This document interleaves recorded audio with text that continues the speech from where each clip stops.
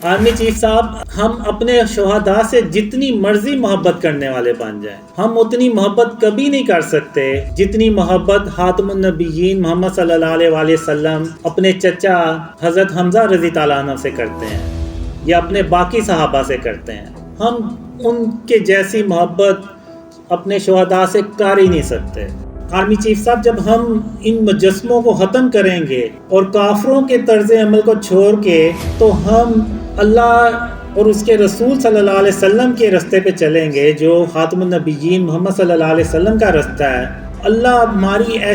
ایسے مدد کرے گا۔ کچھ لوگ کہتے ہیں کہ جی میں نے یہ خواب جو ہے نا یہ اپنی طرف سے بنا لی ہیں، اور کچھ لوگ کہتے ہیں کہ یہ یہودیوں کی کوئی لوبی ہے جنہوں نے یہ بندہ جو ہے نا وہ لانچ کیا۔ تو وہ سارے یہ کہیں گے کہ یہ جو کافروں کی فوج ہے وہ جیت جائے گی کیونکہ وہ ہر طرح سے بھاری ہے۔ لیکن ایک اللہ کی مدد ہے جو ان کافروں کے ساتھ تو نہیں تھی لیکن ان مسلمانوں کے ساتھ تھی۔ لیکن پاکستان میں 2-2.5 سالوں کے بعد خوشحالی اللہ کی مدد سے آ جائے گی۔ وہ ان پاکستانیوں کو یقین ہی نہیں آ رہا ہوتا کہ بجلی جو ہے نا وہ پاکستان میں فری ہو گئی ہے، یعنی لوگ اس لیڈر کی بات ماننے سے انکار کر دیتے ہیں۔ تو وہ لیڈر کو یہ کہنا پڑتا ہے کہ اگر آپ کو میری بات کا یقین نہیں آ رہا نا تو آپ جائیں اپنے میٹر جو ہے نا وہ توڑ دیں۔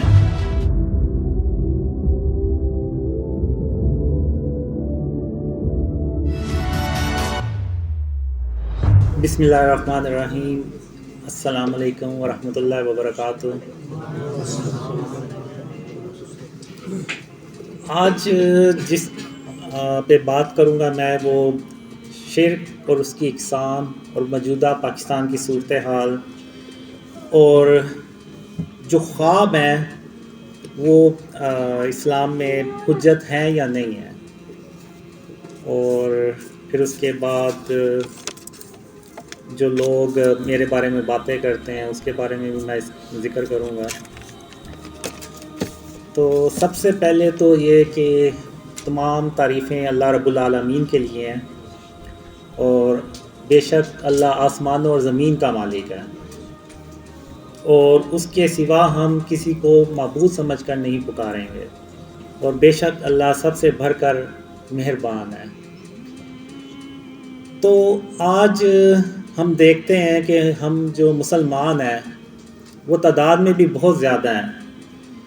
اور حج اور عمرہ بھی پہلے سے بہت زیادہ کیا جاتا ہے، نمازیں بھی پہلے سے زیادہ پڑھی جاتی ہیں،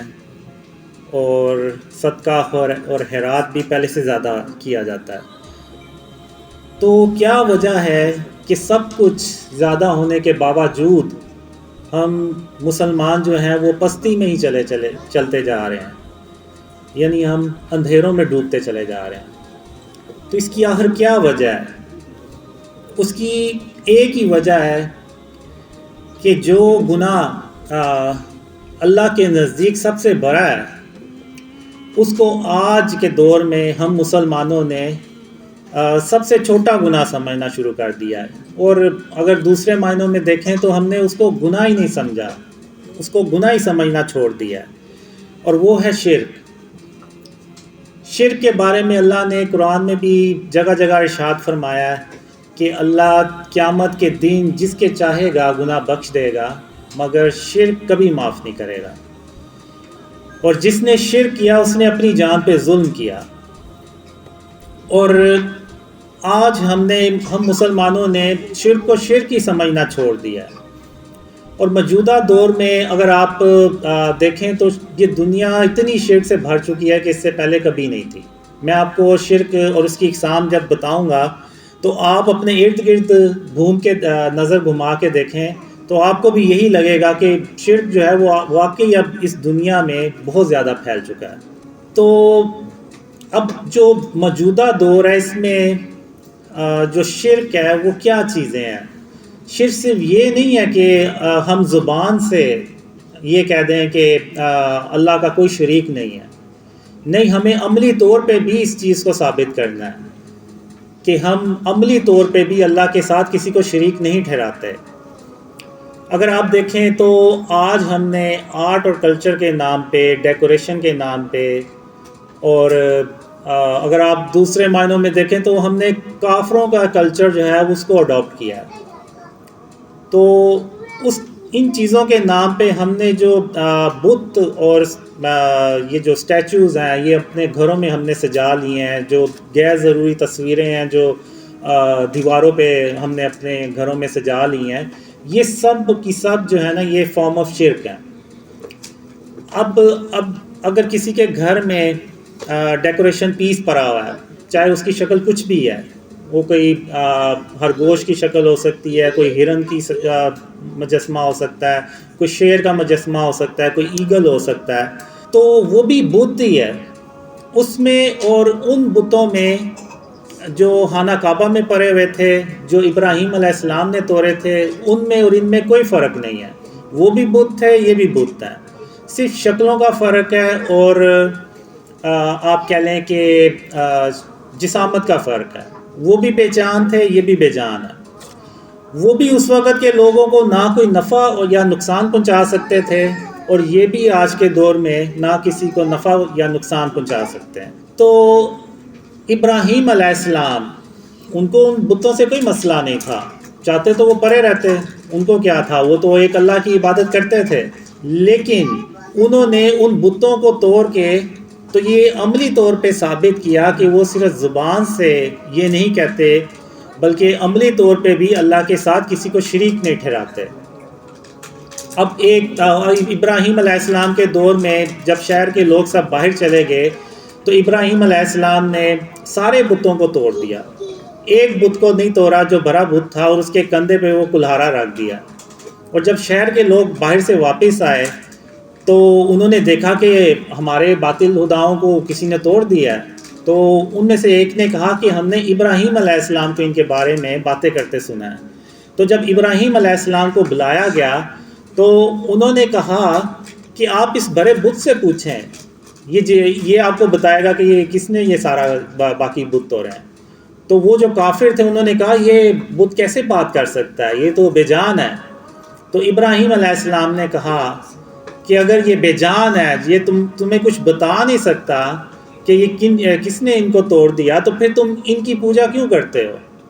کیوں نہیں ایک اللہ رب العالمین کی عبادت کرتے. تو وہ بجائے سمجھنے کے, غور و فکر کرنے کے, وہ ابراہیم علیہ السلام کے اور بھی خلاف ہو گئے. تو اسی طرح اگر آپ دیکھیں تو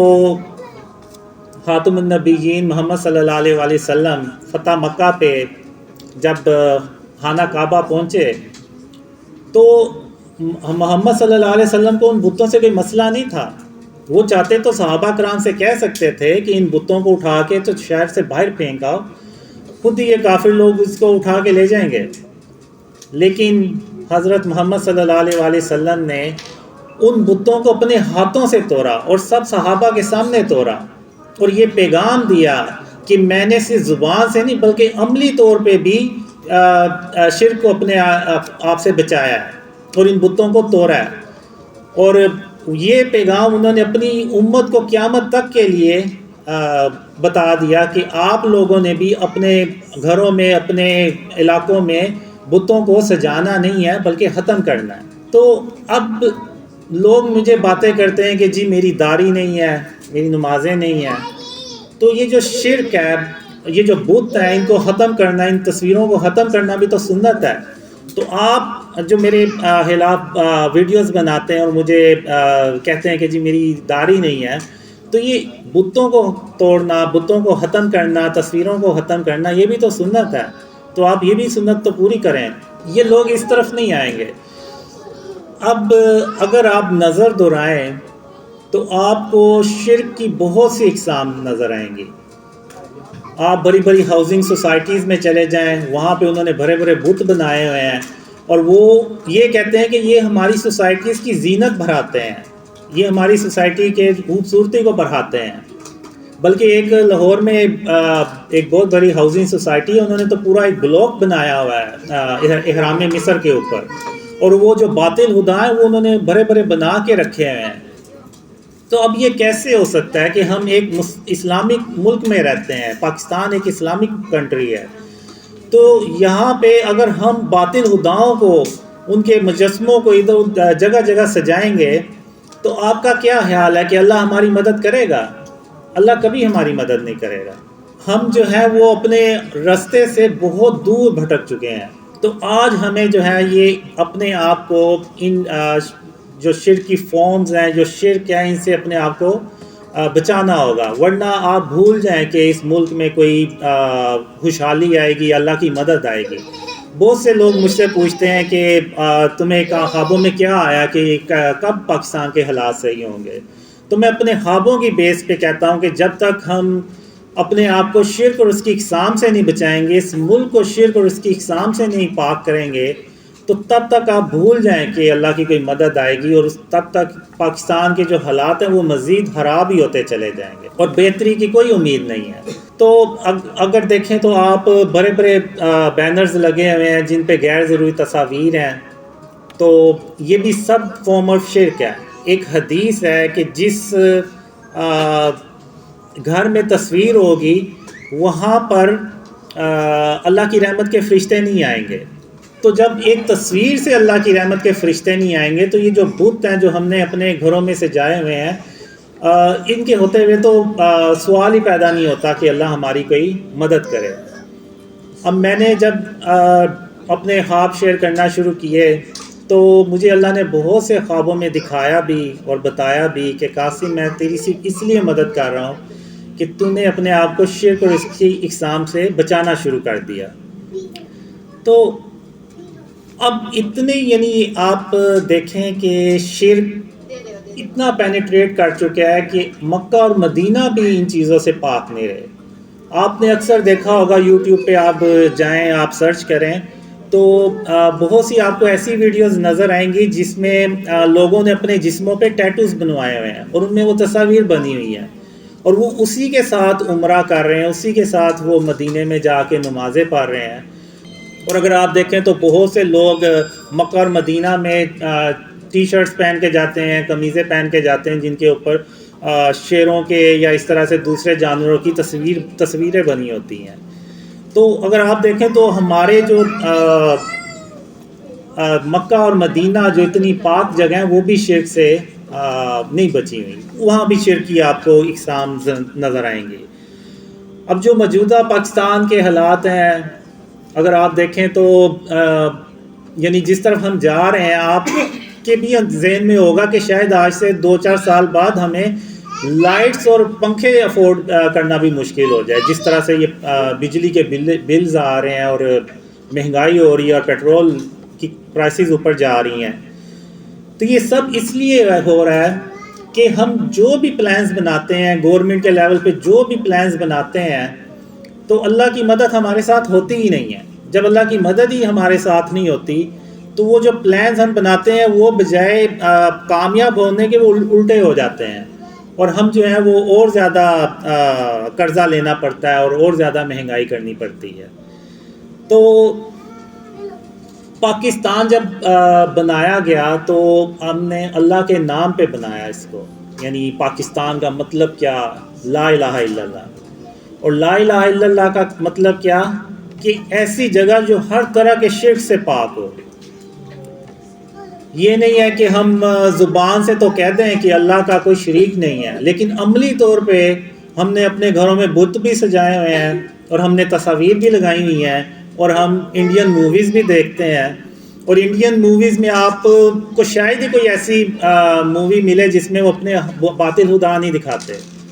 تو یعنی ایک مسلمان جب وہ ایک مووی دیکھتا ہے انڈین مووی، اور اس میں وہ جب باطل خدا کے کرشمے دکھاتے ہیں اور بتاتے ہیں کہ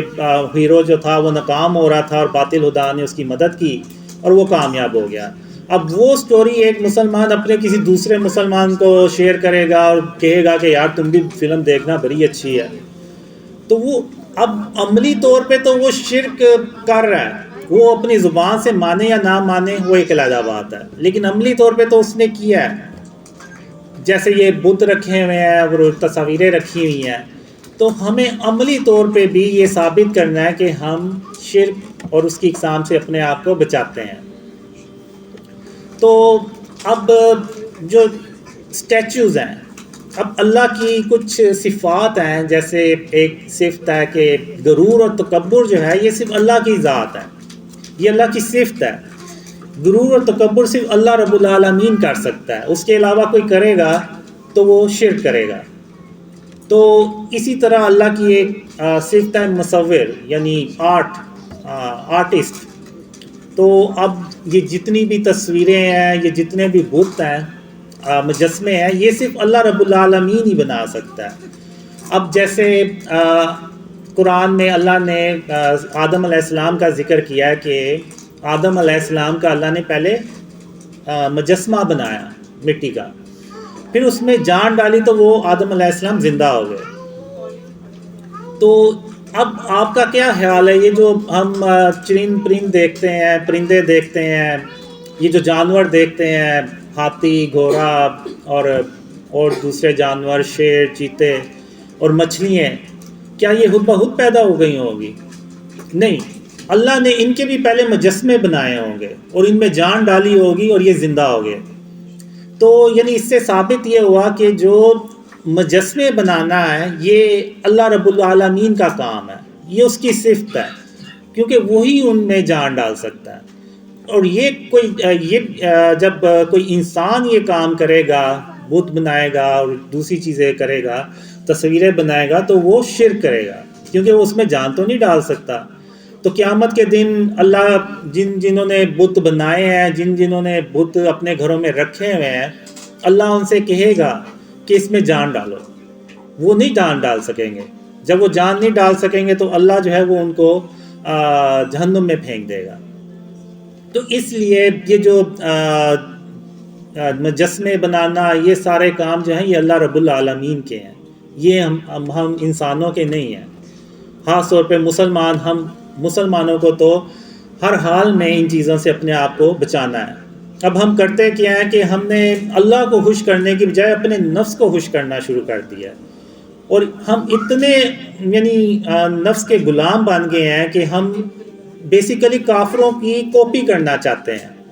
یہ جو مجسمے بنا کے اپنے گھروں میں سجانے کی یہ جو روایت ہے، یہ کافروں میں ہے۔ تو ہم نے ان سے یہ چیزیں اڈاپٹ کی ہیں، اور ہم انہی کے جیسے بننے کے چکروں میں ہم نے یہ بھی نہیں دیکھا کہ یہ سب شرک ہے اور یہ سب شرک و فارمز ہے، اور ہم نے انہی کو اپنے گھروں میں سجا لیا ہے کہ یہ دکھانے کے لیے کہ جی ہم تو بڑے ماڈرن ہو گئے ہیں۔ تو ہمیں یہ دیکھنا ہے کہ ہم اللہ رب العالمین کو ہم نے راضی کرنا ہے، اور اللہ کو ہم کیسے راضی کر سکتے ہیں؟ وہ صرف اسی لیے ایسے ہی کر سکتے ہیں کہ ہم اپنے آپ کو شرک اور اس کی اقسام سے بچائیں، ورنہ آپ بھول جائیں کہ اللہ کی کوئی مدد آئے گی یا پاکستان میں کوئی خوشحالی آئے گی۔ اسی طرح قرآن میں ایک اللہ نے مثال دی ہوئی ہے کہ عیسیٰ علیہ السلام تم میرے حکم سے مٹی کے پرندے کی شکل بناتے، پھر اس میں پھونک مار دیتے تھے تو وہ میرے حکم سے سچ مچ کا پرندہ بن جاتا اس سے تھا۔ اللہ یہ بھی ہمیں سمجھانا چاہ رہا ہے کہ ہم نے یعنی جو مجسمہ بناتا ہے یا بت بناتا ہے تو وہ پھر اس کو اس میں جان بھی ڈالنی ہوگی۔ اب چونکہ عیسیٰ علیہ السلام اللہ کے نبی ہیں، تو انہوں نے اس میں اللہ کے حکم سے جان بھی ڈال دی۔ تو ہمیں اللہ نے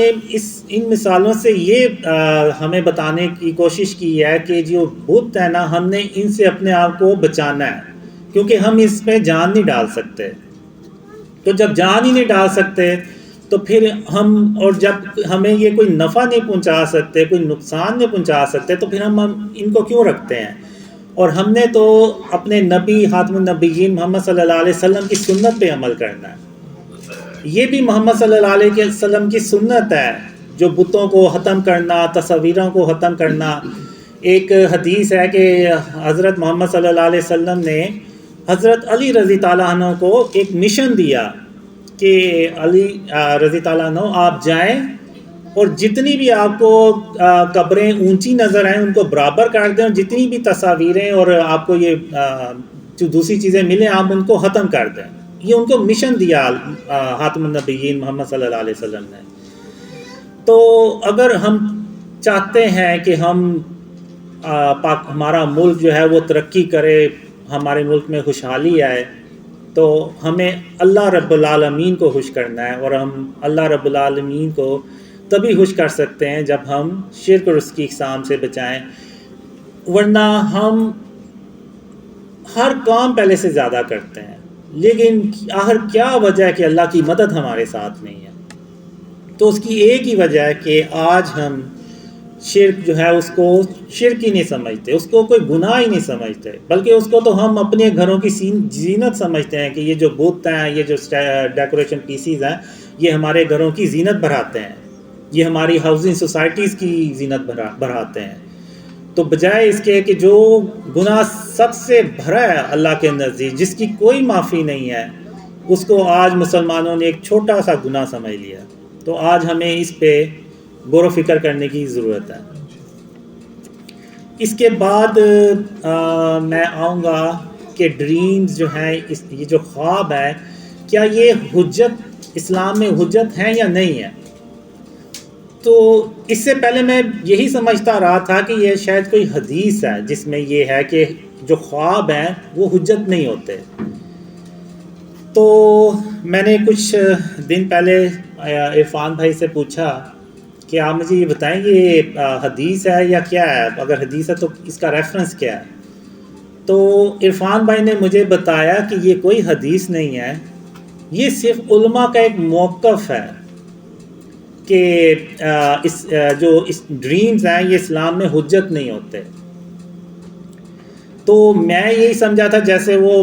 مخالفین جو ہیں وہ ایسے ویڈیوز بناتے ہیں اور ایسے بتاتے ہیں کہ خواب جو ہیں وہ حجت نہیں ہوتے، تو میں یہ سمجھا کہ شاید یہ حدیث ہے، اور شاید میرے جیسے اور بھی بہت سے لوگ سمجھتے ہوں کہ یہ حدیث ہے۔ تو بعد میں مجھے پتہ چلا کہ یہ حدیث نہیں ہے، یہ علماء کا موقف ہے۔ تو میری علماء سے یہ گزارش ہے کہ وہ اپنا اس پہ کلیئر موقف دیں کہ خواب جو ہے وہ حجت کیوں نہیں ہو سکتے۔ تو عرفان بھائی نے مجھے بتایا کہ صرف وہ خواب حجت نہیں ہوتے جس میں کوئی غیر شرعی احکامات ہوں، جس میں ایسی کوئی بات نہیں ہے، وہ خواب حجت ہوتے ہیں۔ اب میرے خوابوں میں سب سے اہم پیغام ہی یہ ہے کہ اپنے آپ کو شرک اور اس کی اقسام سے بچائیں، تو یہ حجت ہے، پوری امت کے لیے حجت ہے، اس میں ایسی کیا برائی ہے؟ تو اب یہ دیکھیں کہ جو ڈریمز ہیں ان میں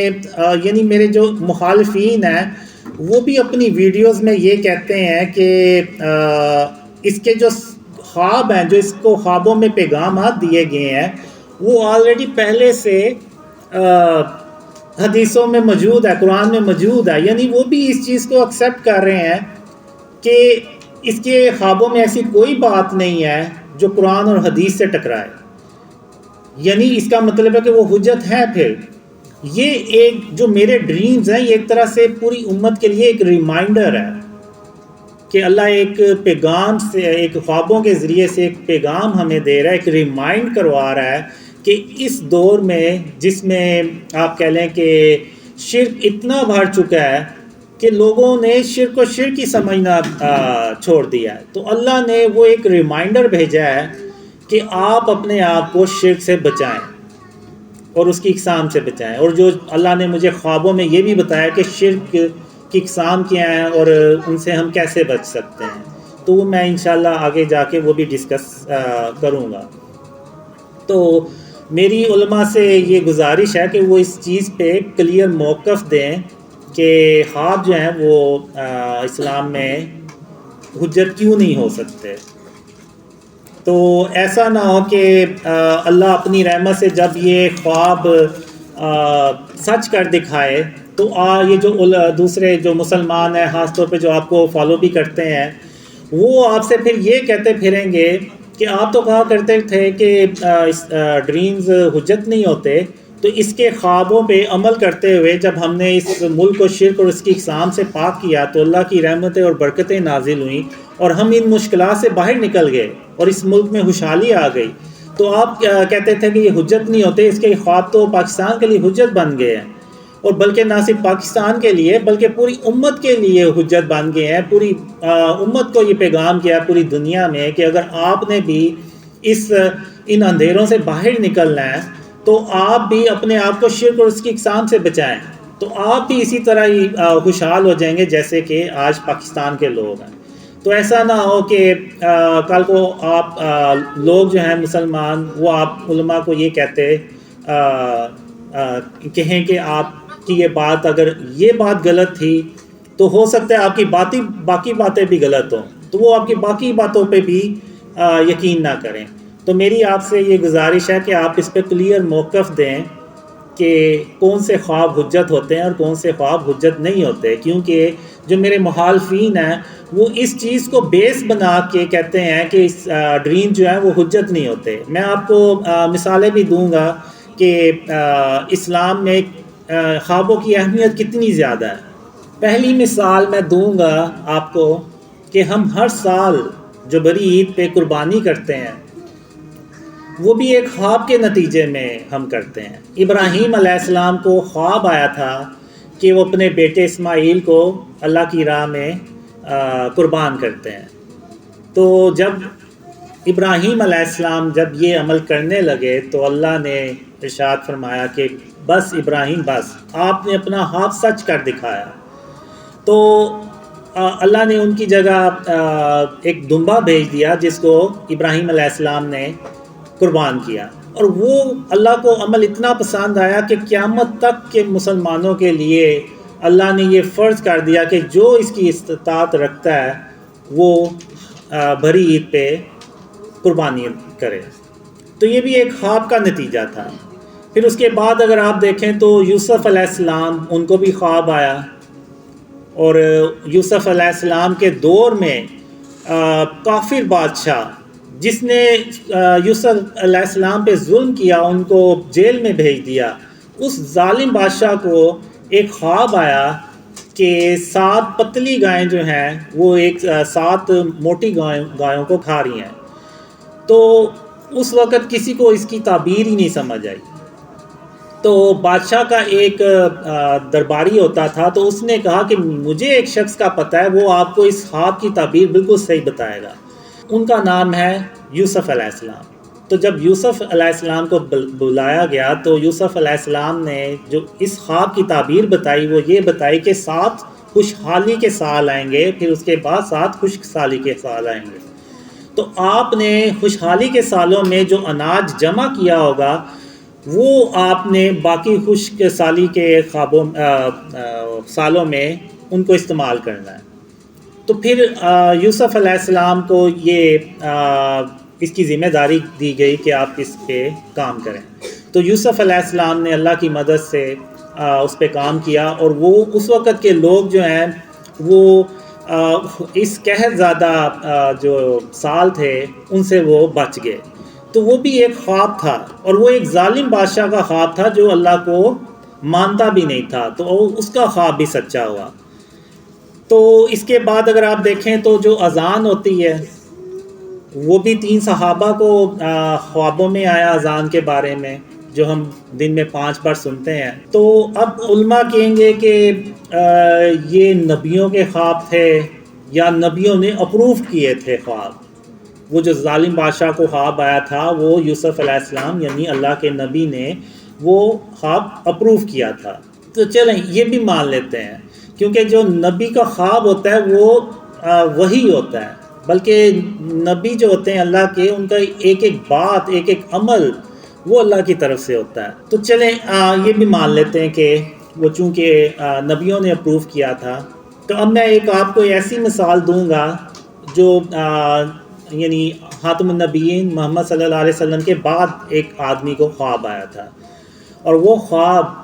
اس وقت کے خلیفہ کے لیے بھی حجت بنا، اور اس وقت جو پوری امت تھی ان کے لیے بھی وہ حجت بنا۔ وہ خواب یہ کہ حضرت عمر رضی اللہ عنہ جب خلیفہ تھے تو ان کے دور میں قحط پڑ گیا، اور قحط اتنا زیادہ پڑ گیا کہ حضرت عمر رضی اللہ عنہ کو جو گورنرز تھے ان سب کو انہوں نے کام پہ لگا دیا کہ آپ جو ہے وہ اناج بھیجیں، اور جب آپ اناج بھیجیں اور یہ جو قحط جدھر پڑا ہوا ہے اس کو ہم کنٹرول کریں۔ تو حضرت عمر رضی تعالیٰ عنہ نے پھر ایسا سسٹم بھی بنایا کہ گورنمنٹ کے لیول پہ 30,000 لوگوں کو، تقریباً 30,000 لوگوں کو مدینہ میں ہر روز کھانا کھلایا جاتا تھا، اور اتنا قحط تھا کہ حضرت عمر رضی تعالیٰ عنہ کو وہ قانون جو محمد صلی اللہ علیہ وسلم نے بنایا تھا، یعنی چور کا ہاتھ کاٹنا، اس کو بھی چینج کیا کہ قحط زیادہ علاقے میں یہ قانون لاگو ہی نہیں ہوتا۔ تو یعنی اتنا شدید وہ قحط تھا، اور کئی مہینوں تک وہ قحط چلا، اور وہ حضرت عمر رضی تعالیٰ عنہ یعنی جو خلیفہ تھے، ان کو بھی کوئی رستہ نہیں تھا مل رہا کہ ہم اس قحط سے کیسے باہر نکلیں۔ پھر اس وقت ایک آدمی کو، جو عام شخص تھا، اس کو خواب آیا۔ ان کی خواب میں حضرت محمد صلی اللہ علیہ وسلم آئے اور حضرت عمر رضی تعالیٰ عنہ کے لیے ایک پیغام بھیجا۔ وہ شخص حضرت عمر رضی تعالیٰ عنہ کے پاس گئے اور اپنا خواب انہوں نے حضرت عمر رضی تعالیٰ عنہ سے شیئر کیا، بیان کیا۔ تو اب آپ یہ دیکھیں کہ وہ ایک عام اس وقت کے انسان تھے۔ تو حضرت عمر رضی تعالیٰ عنہ نے ان سے یہ نہیں پوچھا آپ کی کریڈیبلٹی کیا ہے، آپ کی کیا یعنی حیثیت ہے، اس خواب کو میں کیوں مانوں۔ نہ حضرت عمر رضی تعالیٰ عنہ نے یہ کہا کہ نعوذ باللہ، کیونکہ ان کے دل میں کوئی کینہ اور بغض اور غرور تکبر تو نہیں تھا، تو نہ حضرت عمر رضی تعالیٰ عنہ نے یہ کہا کہ میں وہ ہوں جس کے بارے میں خود خاتم النبیین محمد صلی اللہ علیہ وسلم نے فرمایا کہ اگر ان کے بعد کوئی نبی ہوتا تو وہ حضرت عمر رضی تعالیٰ عنہ ہوتے۔ نہ حضرت عمر رضی تعالیٰ عنہ نے یہ کہا کہ میرے بارے میں حضرت محمد صلی اللہ علیہ وسلم نے خود یہ ارشاد فرمایا ہوا ہے کہ جہاں سے عمر گزرتا ہے وہاں شیطان اپنا رستہ ہی بدل لیتا ہے۔ اور نہ حضرت عمر رضی تعالیٰ عنہ نے یہ کہا کہ مجھے اللہ نے اپنی رحمت سے عشرہ مبشرہ میں شامل کیا۔ تو میں کیسے، تم مجھے کیسے اپنا خواب جو ہے وہ اس طرح سے بتا رہے ہو؟ انہوں نے ایسا کوئی سوال نہیں پوچھا، کوئی ایسی بات نہیں کی۔ یہ جو میرے مخالفین ہیں جو ویڈیوز بناتے ہیں وہ کہ جی میری داڑھی نہیں ہے، میری نمازیں نہیں ہیں، اس کی کیا حیثیت ہے، اس کی کریڈیبلٹی کیا ہے، یہ تو دماغی طور پہ پاگل ہے، اور پتہ نہیں کون کون سی کیسی باتیں کرتے ہیں۔ یعنی یہ ایسے باتیں کرتے ہیں جیسے پتہ نہیں دنیا کا جو علم ہے وہ اللہ نے نعوذ باللہ انہی کو صرف سکھایا اور کسی کے پاس نہیں ہے۔ تو حضرت عمر رضی تعالیٰ عنہ نے ایسی کوئی بات نہیں کی، بلکہ انہیں اپنی فکر ہو گئی کہ آخر میں نے ایسا کیا کیا ہے کہ خاتم النبیین محمد صلی اللہ علیہ وسلم کو اب میرے خواب میں نہیں آئے بلکہ کسی دوسرے خواب کے بندے کے خواب میں آئے ہیں اور میرے لیے پیغام بھیجا ہے، تو آخر مجھ سے ایسی کیا بات ہو گئی۔ تو پھر اس کے بعد حضرت عمر رضی تعالیٰ عنہ نے اس خواب کے بارے میں باقی صحابہ سے مشورہ بھی کیا، اور پھر ایک خطبے کے دوران، جمعے کے خطبے کے دوران حضرت عمر رضی تعالیٰ عنہ نے یہ ایکسیپٹ کیا کہ مجھ سے غلطی ہوئی ہے، تو ہم اب جو ہے نا اللہ سے نماز استسقاء پڑھیں گے، یعنی اللہ سے دعا کریں گے، نماز پڑھیں گے کہ اللہ بارش برسائے۔ تو اس کے بعد پھر حضرت عمر رضی تعالیٰ عنہ نے نماز پڑھی اور اللہ سے دعا کی، اور اس کے چند دنوں کے بعد بارشوں کا سلسلہ شروع ہو گیا اور وہ قحط ختم ہو گیا۔ یعنی اگر آپ دیکھیں تو ایک عام سے انسان کو ایک خواب آیا، اور وہ ایک عام سے انسان کا خواب اس وقت کے خلیفہ کے لیے حجت بنا، اور نہ صرف اس خلیفہ کے لیے حجت بنا بلکہ پوری امت کے لیے حجت بنا، بلکہ وہ میں تو یہ کہوں گا کہ اللہ نے اس کا خواب قیامت تک کے لیے اس امت کے لیے حجت بنا دیا۔ تو جب اس انسان کا جو خواب ہے وہ حجت بنا ایک خلیفہ کے لیے، پوری امت کے لیے، تو جو میرے خواب ہیں یہ بھی تو پوری امت کے لیے حجت بن سکتے ہیں۔ خاص طور پہ جب عمران خان کے بارے میں مجھے خواب آئے کہ عمران خان نے شرک کر کے، قبر کو سجدہ کر کے شرک کیا ہے، بلکہ شرک اکبر کیا ہے، تو یہ میرا خواب عمران خان کے لیے بھی حجت تھا۔ تو اب یہ جو آپ کو میں نے مثال بنائی ہے، اب ضروری نہیں ہے کہ اگر اس مثال سے ہمیں کوئی فائدہ یا ہماری زندگی میں کوئی اس کا ہمیں ضرورت نہیں پڑی تو کسی کو بھی نہیں پڑی ہوگی. اگر آپ تاریخ دیکھیں تو بڑے بڑے لیڈر گزرے ہیں، ارطغرل، عثمان، محمود غزنوی، ٹیپو سلطان، ان کے اوپر بھی کئی بار مشکل وقت آئے ہوں گے. تو انہوں نے بھی اس وقت ہو سکتا ہے اپنے آپ کو یہ کہہ کے حوصلہ دیا ہو کہ حضرت عمر رضی تعالیٰ عنہ پہ جب مشکل وقت آیا تو انہوں نے بھی اللہ پہ توکل کیا اور اللہ سے دعا کی اور اللہ سے مدد مانگی، تو اللہ نے بارش کر دی اور وہ قحط ختم ہو گیا. تو آج ہم بھی اگر اللہ پہ توکل کریں گے، اللہ سے مدد مانگیں گے، تو اللہ ہماری بھی ایسے ہی مدد کرے گا جیسے کہ حضرت عمر رضی تعالیٰ عنہ کی مدد کی. تو یہ ہو سکتا ہے کتنے لیڈرز گزرے ہوں، ان کے لیے یہ خواب حجت بنا ہو، بلکہ یہ خواب میرے لیے بھی حجت بنتا ہے. میں جو دعویٰ نہیں کرتا، اب لوگ کہتے ہیں کہ جی میرے بارے میں ایسے جھوٹے کہیں ہوئے ہیں کہ جی میں نے کوئی دعویٰ کیا. آپ مجھے کوئی ایک ویڈیو کلپ دکھائیں، کوئی آڈیو کلپ دکھا دیں کہ جہاں پہ میں نے کوئی دعویٰ کیا. بلکہ میں اس خواب کا میں اس واقعے کا، حضرت عمر رضی تعالیٰ عنہ کا واقعہ جو ہے وہ ایک شخص کو خواب میں بتاتا ہوں کہ میں کیوں نہیں کوئی دعویٰ کروں گا، کیونکہ جس طرح حضرت عمر رضی تعالیٰ عنہ نے اللہ پہ توکل کیا تو اللہ نے ان کی مدد کی اور وہ اس قحط سے باہر نکلے، ورنہ انہیں کوئی صورت ہی نہیں تھی نظر آ رہی کہ اس قحط سے کیسے ہم باہر نکلیں گے. تو اللہ نے ایک خواب کے ذریعے سے حضرت عمر رضی تعالیٰ عنہ کو وہ رستہ دکھایا. تو اسی طرح میں بھی صرف اللہ رب العالمین پہ توکل کروں گا تو ہی یہ میرے ڈریم اللہ جو ہے اپنی رحمت سے، اپنی مدد سے ان کو سچا کر کے دکھائے گا. ورنہ میں بھی اللہ کے سوا نعوذ باللہ کسی اور پہ توکل کر دوں تو پھر بھول جائیں کہ یہ خواب کبھی سچے ہوں گے یا پھر کبھی پھیلیں گے. تو یہ صرف اس لیے پھیل رہے ہیں، صرف اس لیے ہو رہا ہے سب کچھ کہ یہ اللہ کی رحمت ہے اور اس کی مہربانی ہے کہ اس نے مجھے اپنے اوپر توکل کرنے کے لیے میرا دل جو ہے وہ مضبوط کیا. میں پھر علماء سے کہوں گا کہ آپ اس پہ کلیئر موقف دیں. ایسا نہ ہو کہ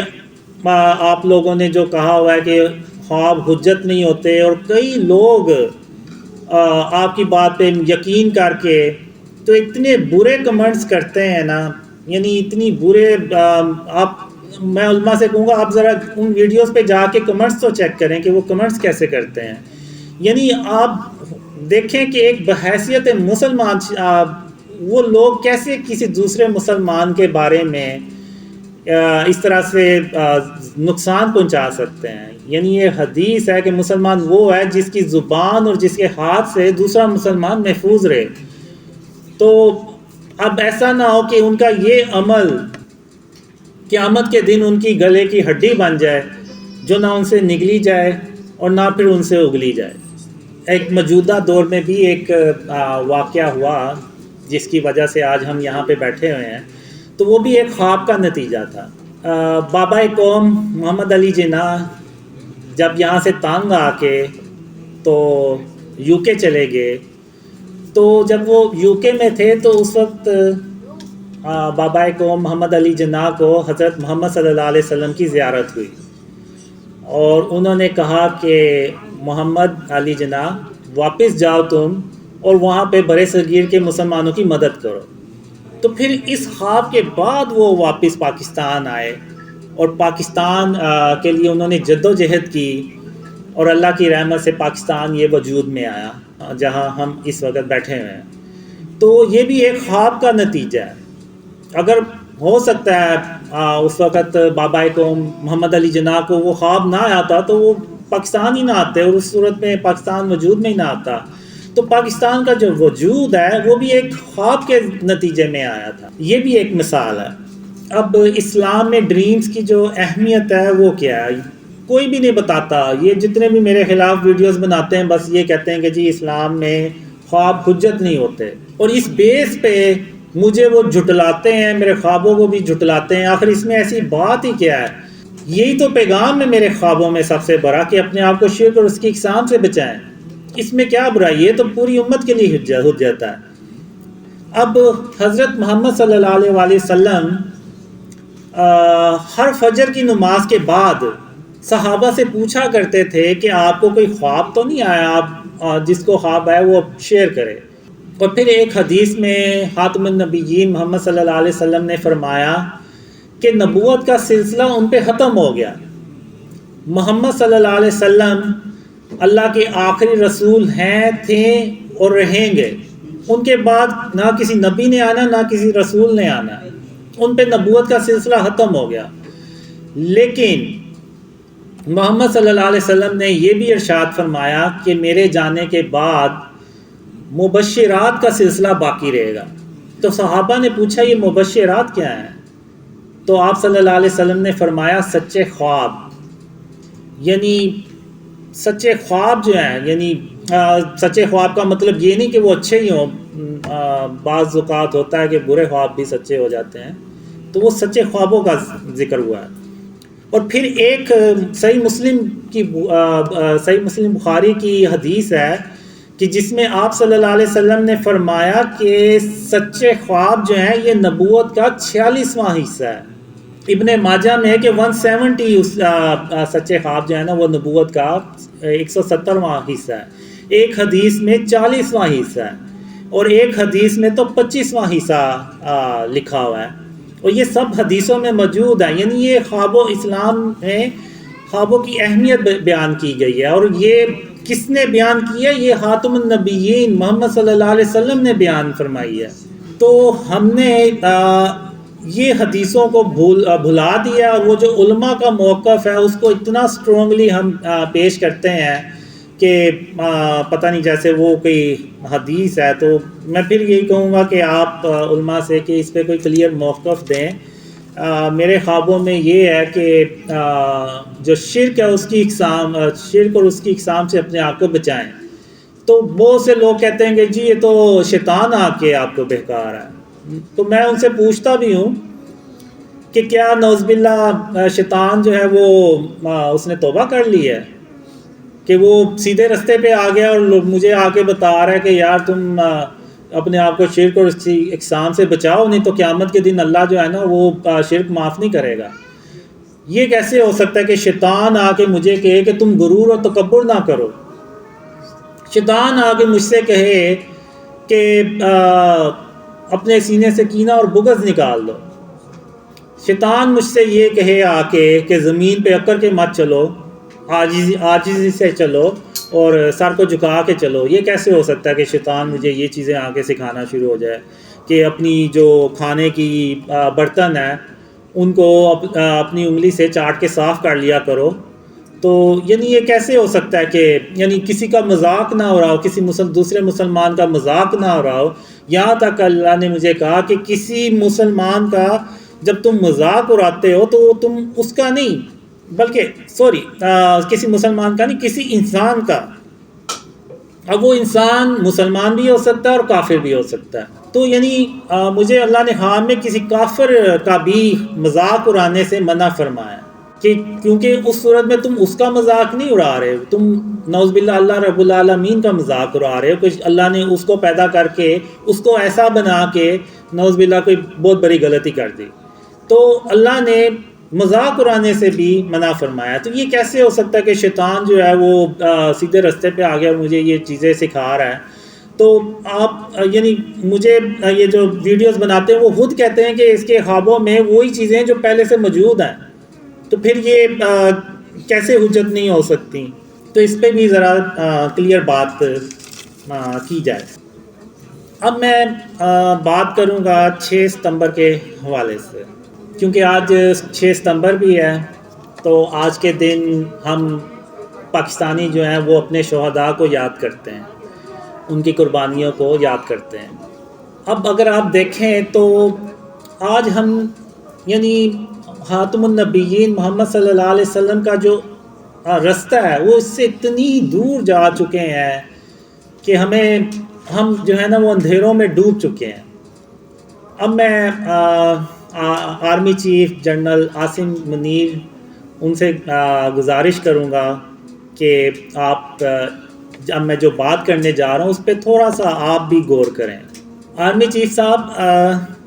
ہم اپنے شہداء سے جتنی مرضی محبت کرنے والے بن جائیں، ہم اتنی محبت کبھی نہیں کر سکتے جتنی محبت خاتم النبیین محمد صلی اللہ علیہ وآلہ وسلم اپنے چچا حضرت حمزہ رضی تعالیٰ عنہ سے کرتے ہیں یا اپنے باقی صحابہ سے کرتے ہیں۔ ہم ان کے جیسی محبت اپنے شہداء سے کر ہی نہیں سکتے۔ تو جب حضرت حمزہ رضی تعالیٰ عنہ کو غزوہ احد میں شہید کیا گیا تو اس کے بعد خاتم النبیین محمد صلی اللہ علیہ وسلم نے اپنے صحابہ سے یہ نہیں کہا کہ آپ ان کا مجسمہ بنائیں یا تصویر بنائیں تاکہ میں ان کو یاد کیا کروں، نہیں، انہوں نے ایسا نہیں کیا۔ انہوں نے اپنے چچا کے لیے اللہ سے دعا مانگی، اور باقی بھی صحابہ شہید ہوئے، کئی جنگوں میں آپ صلی اللہ علیہ وسلم کے ساتھ شہید ہوئے۔ محمد صلی اللہ علیہ وسلم نے کبھی کسی کا مجسمہ نہیں بنوایا، نہ کبھی کسی کی تصویر بنوائی کہ ان کو یاد کیا جائے، بلکہ آپ صلی اللہ علیہ وسلم نے دعا فرمائی۔ یعنی جو سنت ہے وہ شہیدوں کے لیے دعا کی سنت ہے، نہ کہ ان کے مجسمے بنا کے تو ہم ان کو رکھیں یا ان کی تصاویر ہم لگائیں۔ آج کیا ہوتا ہے، آج 6 ستمبر ہے، تو آج کے دن کیا ہوتا ہے کہ ہم اپنے شہیدوں کو یاد کرتے ہیں، مجسمے بنا کے یاد کرتے ہیں کہ یہ اس شہید کا مجسمہ ہے کہ جنہوں نے 1965 میں لاہور میں دشمن کو کئی دن تک روک کے رکھا۔ پھر ہم بتاتے ہیں کہ یہ ان شہید کا مجسمہ ہے کہ جنہوں نے اپنا جہاز گرا دیا لیکن دشمن کی غلامی قبول نہیں کی۔ پھر ہم بتاتے ہیں کہ یہ اس شہید کا مجسمہ ہے کہ جنہوں نے کارگل میں جام شہادت نوش فرمایا۔ یعنی آج ہم اس طرح سے اپنے شہیدوں کو یاد کرتے ہیں۔ اگر آپ کافروں کو دیکھیں تو یہ کافروں کا طرز عمل ہے، وہ جو ان کے جو فوجی جنگوں میں مارے جاتے ہیں تو وہ ان کی یاد میں مجسمے بنا لیتے ہیں، پھر ان کو ایسے ہی یاد کرتے ہیں کہ یہ فلانا فوجی تھا، فلانی جنگ میں مارا گیا، 1900 یعنی پہلی جنگ عظیم میں مارا گیا، دوسری جنگ عظیم میں مارا گیا، اسی طرح یاد کرتے ہیں۔ تو آرمی چیف صاحب، آپ اگر صدیوں پیچھے چلے جائیں تو کافر لوگ کیا کرتے تھے، بلکہ ابھی بھی کرتے ہوں گے۔ اس وقت کافر لوگ کیا کرتے تھے، انہوں نے مجسمے بنائے ہوئے تھے باطل خداؤں کے کہ یہ مجسمہ جو ہے باطل خدا کا یہ بارش برسانے والا ہے، یہ مجسمہ جو ہے یہ رزق فراہم کرنے والا ہے، یہ باطل خدا کا مجسمہ ہے، یہ ہماری پریشانی ہے، مصیبتیں دور کرتا ہے، نعوذ باللہ۔ تو آج اگر آپ دیکھیں تو کیا ہم نے بھی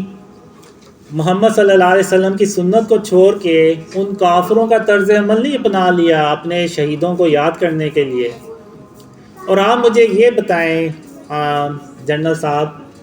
کہ جو کعبہ میں 360 بت پڑے ہوئے تھے، ان بتوں میں، ان مجسموں میں، اور یہ جو آج ہم نے شہداء کے مجسمے بنا لیے ہوئے ہیں، ان میں اور ان میں کیا فرق ہے؟ ایون اگر آپ دیکھیں تو آرمی کی بیسس پہ ہم چلے جائیں تو وہاں بھی وہ مجسمے بنے ہوئے ہیں جس میں وہ کمانڈرز دکھائے ہوئے ہیں جنہوں نے مختلف ایکشنز بنائے ہوئے ہیں۔ تو ان مجسموں میں اور جو 360 مجسمے خانہ کعبہ میں پڑے ہوئے تھے، ان میں اور ان میں کیا فرق ہے؟ یا جو ابراہیم علیہ السلام نے بت توڑے تھے، ان میں اور ان میں کیا فرق ہے؟ کوئی فرق نہیں ہے۔ وہ بھی بت تھے، یہ بھی بت ہیں، وہ بھی بے جان تھے، یہ بھی بے جان ہیں۔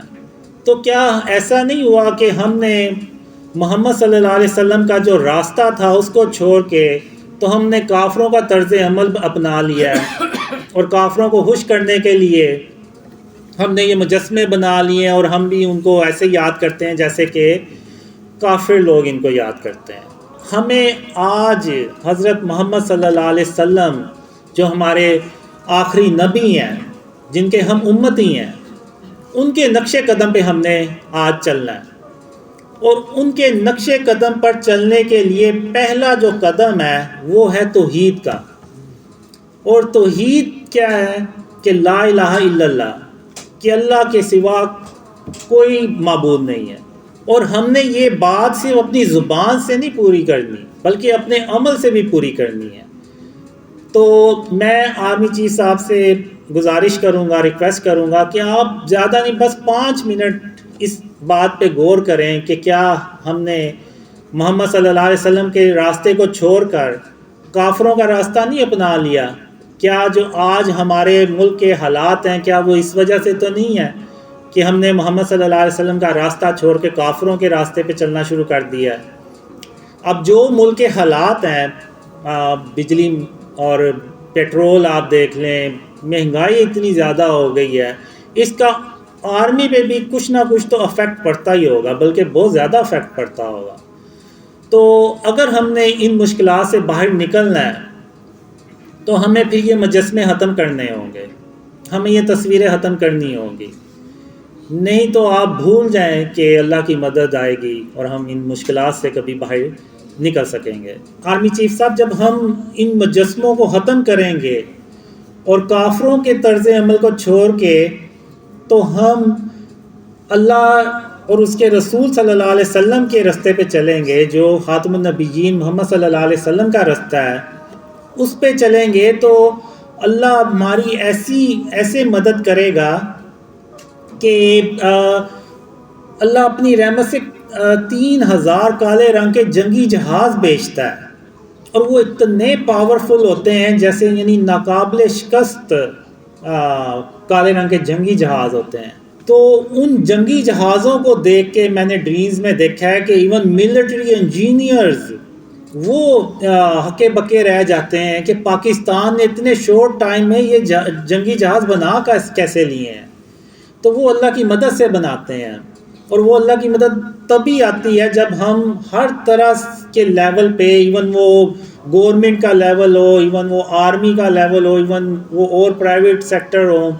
ہر جگہ سے جب ہم شرک اور اس کی اقسام کو ختم کرتے ہیں تو تب اللہ کی مدد آتی ہے، اور تب ہم پھر اتنے طاقتور ترین جہاز بناتے ہیں کہ یعنی یہ جو امریکہ کے ملٹری انجینئرز ہیں وہ حیران ہو جاتے ہیں۔ تو یہ تبھی ہوگا جب ہم شرک اور اس کی اقسام سے اپنے آپ کو بچائیں گے۔ اب میں بات کروں گا کہ جو خواب ہیں جو مجھے آتے ہیں کہ یہ کیا، یعنی کچھ لوگ کہتے ہیں کہ جی میں نے یہ خواب جو ہے نا یہ اپنی طرف سے بنا لیے ہیں، اور کچھ لوگ کہتے ہیں کہ یہ یہودیوں کی کوئی لوبی ہے جنہوں نے یہ بندہ جو ہے نا وہ لانچ کیا ہے۔ تو میں اب اس پہ ذرا تھوڑی سی بات کرنا چاہتا ہوں۔ اب اگر آپ دیکھیں تو پچھلے 1400 سال کی ہسٹری دیکھیں، کبھی کوئی مسلمانوں میں ایسا کوئی بندہ آیا ہے کہ جس نے خواب شیئر کیے ہو اور وہ اتنا مشہور ہو گیا ہو کہ اس کی پہچان یہ بن گئی ہو کہ یہ ڈریم شیئر کرتا ہے؟ یعنی لوگوں کی پہچان کیا ہوتی ہے؟ اگر آپ دیکھیں تو کوئی پولیٹیشین ہے، اس کے بارے میں ہم کہیں گے کہ جی یہ تو پولیٹیشین ہے، کوئی سپورٹس مین ہے، کوئی آرٹسٹ ہے، کوئی ایکٹر ہے، کوئی کچھ ہے، کوئی سائنٹسٹ ہے، کوئی ڈاکٹر ہے، یعنی ان کی پہچان یہ ہوتی ہے کہ وہ ڈاکٹر ہیں، سائنٹسٹ ہیں یا ایکٹرز ہیں۔ اب میری پہچان کیا ہے کہ جی آپ اب تو خیر اللہ کی رحمت سے کافی خواب پھیل گئے ہوئے ہیں، تو آپ کسی کو تصویر دکھائیں تو وہ اگر اس نے دیکھی ہوگی تو وہ کہے گا ہاں اس نے تو خواب شیئر یہ اپنے خواب شیئر کرتا ہے۔ ایون اگر امریکہ میں بھی آپ چلے جائیں، یو کے میں چلے جائیں، ایون ایکواڈور سے بھی ہیں، ان کو بھی پتہ ہے کہ یہ بندہ جو ہے یہ خواب شیئر کرتا ہے۔ یعنی 1400 سال کی ہسٹری میں آپ کو کوئی ایسا بندہ نہیں ملے گا کہ جس کی یعنی پہچان ہی یہ بنی ہو کہ یہ خواب شیئر کرتا ہے۔ اگر آپ 1400 سال سے میں تھوڑا سا اور زیادہ جاؤں گا، آپ انسانی تاریخ کی ہسٹری میں دیکھ لیں، آپ کو کوئی ایسی مثال نہیں ملے گی کہ کوئی ایک بندہ ایسا دنیا میں آیا ہو اس سے پہلے کہ جس کی جو پہچان ہے وہ پوری دنیا میں وہ یہ بنی ہو کہ اس کو ڈریمز آتے ہیں، یعنی آپ کو کوئی نہیں ملے گا۔ اب اگر آپ دیکھیں تو جو کفار ہیں وہ ہر وقت مسلمانوں کے خلاف کوئی نہ کوئی چالیں چلتے رہتے ہیں، اور اگر آپ دیکھیں تو عرب سپرنگ وہ بھی مسلمانوں کے خلاف کافروں کی چالیں تھیں جو کامیاب بھی ہوئیں، جس سے آپ نے دیکھا کہ بہت سے جو اسلامک کنٹری تھے وہ ختم ہو گئے، ایجپٹ، سیریا اور جارڈن اور پتہ نہیں کتنے اسلامک ملک تھے، وہ اس کی زرد میں آئے. تو وہ کافروں نے پلانز بنائے، چالیں چلیں، اور وہ ان کی کامیاب ہوئیں، اور وہ مسلمان ملک جو ہے نا وہ ختم ہوئے. ایون اگر آپ دیکھیں تو پاکستان کو توڑنے کے لیے بھی انہوں نے بہت سی چالیں چلی. ایون پاکستان میں شیعہ سنی کو لڑانے کے لیے انہوں نے کتنی چالیں چلیں، لیکن اللہ کی رحمت سے وہ کبھی کامیاب نہیں ہوئی. یعنی بات کرنے کا مقصد یہ ہے کہ ان کے پاس بیسٹ تھنک ٹینکس ہیں جو بڑے انٹیلیجنٹ ہوتے ہیں، اور ان کا کام یہ ہوتا ہے کہ کوئی ایسی چالیں ہمیں ملیں کہ ہم جس سے مسلمانوں کو نقصان پہنچائیں. لیکن ان تھنک ٹینکرز کے دماغ میں بھی یہ آئیڈیا نہیں آیا، یہ جو ڈریمز کا آئیڈیا ہے کہ یہ ہم کوئی ایک ایسا بندہ چنتے ہیں جس کو ہم ڈریمز فیک بناتے ہیں اور وہ شیئر کرواتے ہیں اس سے. کافروں کو آپ چھوڑیں، ایون شیطان کو بھی یہ آئیڈیا نہیں آیا کہ میں کسی کو بتاؤں کہ یہ اس کو ایسے ڈریمز بنا کے تو اس سے شیئر کرواؤں. یعنی جب شیطان کام کرتا ہے تو وہ پھر کسی ایک آدمی کے پاس نہیں جائے گا، وہ سب کے پاس جائے گا. جیسے وہ گناہ کے لیے سب کو جا کے تو بہکاتا ہے کہ تم گناہ کرو، تو اسی طرح وہ اس نے ڈریمز دکھانے تھے تو وہ پھر ساروں کو دکھاتا، کسی ایک بندے کو نہ دکھاتا. تو بات کرنے کا مقصد یہ ہے کہ آپ مجھے دیکھیں تو مجھے ٹھیک سے بات بھی نہیں کرنی آتی، اور پہلی سپیچ دیکھیں تو وہ تو بالکل ہی میری بہت ہی خراب تھی. دوسری تھوڑی سی بہتر تھی، آج کا مجھے نہیں پتا کہ کیسی ہے. تو میرا یعنی آپ لوگوں نے آئیڈیا لگایا ہوگا کہ میرا کوئی اتنا دماغ نہیں ہے کہ میں اتنا انٹیلیجنٹ نہیں ہوں کہ میں یہ ڈریمز جو ہے نا وہ اپنی طرف سے بنا لوں اور لوگوں کو شیئر کرنا شروع کر دوں. اگر یہ آئیڈیا یعنی آپ انسانی تاریخ دیکھیں، اتنے انٹیلیجنٹ بندے آئے ہوں گے، آئنسٹائن اور پتہ نہیں کون کون آیا ہوگا، ان کے ذہن میں کسی کے ذہن میں یہ آئیڈیا نہیں آیا. یہ صرف آئیڈیا میرے ذہن میں ہی آنا تھا. یہ آئیڈیا صرف اللہ رب العالمین کا ہی ہو سکتا ہے. یہ اللہ کے سوا کسی اور کا آئیڈیا ہو ہی نہیں سکتا، کیونکہ جب کبھی بھی کوئی یونیک کام ہوتا ہے نا وہ اللہ رب العالمین ہی کر سکتا ہے، وہ کوئی اور نہیں کر سکتا. تو یہ جو خواب ہیں یہ بھی اللہ کی طرف سے ہیں، اور میں آگے چل کے آپ کو بتاؤں گا بھی کہ یہ خوابوں میں مجھے اللہ اور محمد صلی اللہ علیہ وسلم نے کیا کچھ سکھایا. تو اب لوگ کہتے ہیں کہ جی یہ کوئی یہودیوں نے لانچ کیا ہے، تو میں یہ کہوں گا کہ یہودی اتنے پاگل نہیں ہیں کہ وہ میرے جیسے بندے کو ہائر کر لیں جس کو نہ بات کرنی آتی ہے، نہ وہ اس کا دماغ کو اتنا زیادہ ہے، نہ دین کا نہ دنیا کا اس کے پاس علم ہے. اگر کافر جب کسی کو یوز کرتے ہیں اور ہائر کرتے ہیں نا تو وہ بڑے انٹیلیجنٹ بندے کو کرتے ہیں کہ جس کے پاس دین دنیا کا بھی علم ہو تاکہ وہ اگلے کے بات کو کاؤنٹر تو کر سکے. تو وہ میرے جیسے بندے کو ہائر نہیں کریں گے. کہ اگر آپ دیکھیں تو وہ ویس نصیر نے نا میری پرانے وہ انٹرویوز اپلوڈ کیے ہوئے ہیں جس میں مجھے بات ہی نہیں کرنی آ رہی. یعنی مجھے بھی تھوڑا سا نا وہ غصہ آتا ہے کہ یار بندہ ایڈٹ ہی کر لیتا ہے ویڈیوز کو، وہ اس نے ویسے ہی اپلوڈ کی ہوئی ہیں جیسے پتہ نہیں وہ. تو یعنی آپ خود اندازہ لگائیں کہ کافی لوگ کسی میرے جیسے بندے کو ہائر کر کے اپنا وہ پلان جو ہے نا وہ کہیں گے کہ اس کو ہم نے ہائر کر لیا نا تو ہمارا تو وہ پلان 100% ناکام ہونا ہے، بلکہ ہم نے بھی اس نے خود بھی ایکسپوز ہونا ہے اور ہمیں بھی ایکسپوز کرے گا.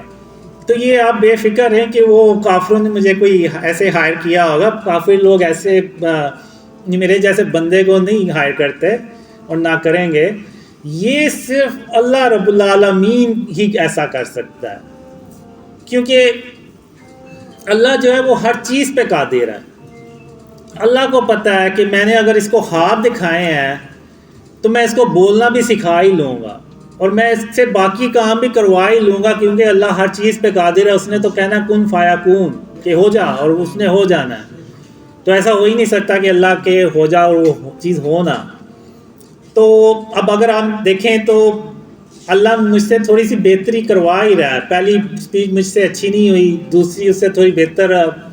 اب یہ آپ لوگ بتائیں گے کہ میری تیسری سپیچ کیسی ہے. اگر یہ پہلے سے بہتر ہے تو اس کا مطلب ہے کہ اللہ مجھے آہستہ آہستہ سکھا رہا ہے. وہی جو ہے وہ تدبیریں کرتا ہے اور اللہ نے مجھے بہت سال پہلے کہا تھا کہ قاسم میں تمہارے لیے تدبیر کروں گا. اب وہ کیا تدبیر تھی اب اللہ ہی بہتر جانتا ہے، لیکن اتنا ہے کہ اللہ سب سے بہتر تدبیر کرنے والا ہے. تو اب میں اپنے خوابوں کے بارے میں بیان کروں گا کہ جو اللہ کی رحمت سے اور اس کی مدد سے سچے ہوئے ہیں، خاص طور پہ عمران خان کے بارے میں.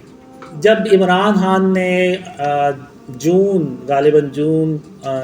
2018 کو ایک دربار پہ جا کے تو قبر کو سجدہ کیا تھا، تو اس کے بعد مجھے خواب میں آیا کہ اللہ کہتا ہے کہ قاسم عمران خان نے قبر کو سجدہ کر کے تو شرک اکبر کیا ہے، تو اب عمران خان کے ساتھ میری مدد نہیں ہے تب تک جب تک کہ عمران خان توبہ نہیں کر لیتا، بالکل ویسے ہی کہ سب کے سامنے وہ توبہ نہیں کر لیتا اور اس کے بعد اللہ رب العالمین کو سجدہ نہیں کر دیتا، تو اس کی توبہ جو ہے وہ قبول نہیں ہوگی اور اس کے ساتھ اللہ کی مدد نہیں ہوگی. پھر 25 جولائی 2018 کو مجھے خواب آیا کہ عمران خان وزیر اعظم بن جاتے ہیں، لیکن اس طرح سے وہ کامیاب نہیں ہو پاتے جس طرح سے کہ وہ وعدے کر کے آئے ہوتے ہیں. اور اس کے بعد اور بھی کافی ڈریمز آئیں جس میں عمران خان کے لیے ایک مسئلہ ختم ہوتا نہیں تو دوسرا شروع ہو جاتا ہے، اور آپ نے بھی دیکھا ہوگا اس کے دور میں کافی ایسے مسائل آتے رہے. اور پھر مجھے ڈریمز میں آیا کہ عمران خان کے اندر یعنی پارٹی کے اندر جو ہے وہ گروپنگ بن جاتی ہے اور وہ عمران خان کے اگینسٹ ہو جاتے ہیں. اور پھر مجھے ایک ڈریم میں آیا کہ ایون جو عمران خان کے ایلائز ہیں، وہ جو MQM یا دوسری پارٹیوں کو اس نے ساتھ ملایا ہوا تھا، وہ بھی عمران خان کو پریشرائز کرتے رہتے ہیں اور ایون ایک وقت آتا ہے کہ وہ اس کو چھوڑ بھی جاتے ہیں.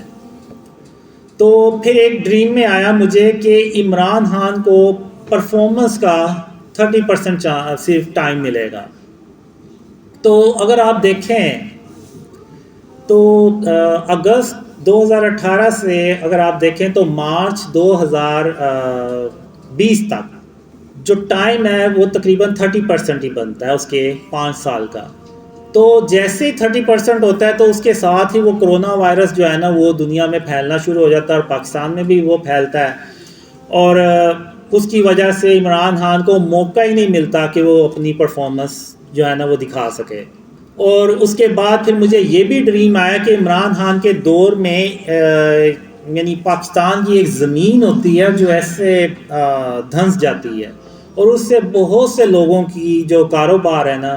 وہ شدید متاثر ہوتے ہیں. تو یعنی یہ ڈریم سمبولک ہوتے ہیں، تو وہ ایک قدرتی آفت کو ریپریزنٹ کر رہی تھی، یعنی کوئی عمران خان کے دور میں کوئی قدرتی آفت آئے گی، تو وہ آپ نے دیکھا کہ وہ کرونا وائرس کی صورت میں آئی. تو اس کے بعد اگر آپ دیکھیں تو عمران خان کو دنیا بھر سے سپورٹ حاصل تھی. یعنی اگر آپ دیکھیں تو جتنا اسٹیبلشمنٹ نے عمران خان کو سپورٹ کیا تھا اتنا شاید ہی پاکستان کی تاریخ میں کسی وزیر اعظم کو سپورٹ کیا ہو. لیکن ان سب باتوں کے باوجود عمران خان جو ہے وہ اپنا مدت بھی پوری نہیں کر سکے. یعنی اگر آپ دیکھیں تو عمران خان اس طریقے سے گھر گئے کہ پاکستان میں آج تک کسی وزیر اعظم کو نہیں جانا پڑا، یعنی ووٹ آف نو کانفیڈنس سے عمران خان کو ریموو کیا گیا ایز اے پرائم منسٹر. تو اس کے علاوہ 2 خواب ایسے تھے کہ جس کے یعنی بعد میں جا کے تو عمران خان نے ہو بہو ویسے ہی الفاظ کہے. اب لوگ کہتے ہیں کہ جی میں پریڈکشن کرتا ہوں اور یہ وہ اس طرح کی، تو بہت سے لوگ پریڈکشنز کرتے ہیں. تو جو پریڈکشنز کرتے ہیں وہ 100 پریڈکشنز کی ہیں تو ان میں سے کوئی 8-10 سچی ہو جاتی ہوں گی ان کی، وہ بھی ان کے انالیسز ہوتے ہیں اور یا جو بھی. تو اب ایسا تو نہیں ہو سکتا کہ 100 پریڈکشنز کی ہیں تو 100 کی 100 ہی صحیح ہوئی ہوں. تو اگر آپ دیکھیں تو میرے جو ڈریمز ہیں، اگر میں عمران خان کو وہ اپنے خواب سناؤں نا آج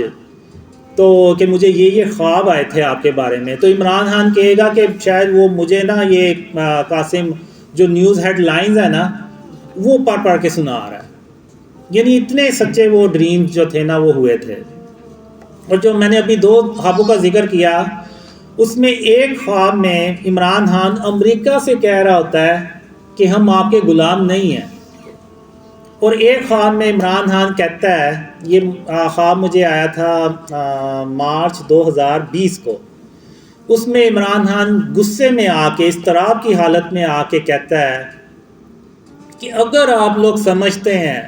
کہ مجھ سے بہتر کوئی اور آ کے مجھ سے بہتر پرفارمنس دکھا سکتا ہے تو پھر ٹھیک ہے، آپ اس کو بلا لیں اور میں چلا جاتا ہوں۔ تو اگر آپ دیکھیں تو جب عمران خان کو ہٹایا گیا تو عمران خان نے یہ ورڈ بہت بار یوز کیا کہ ہم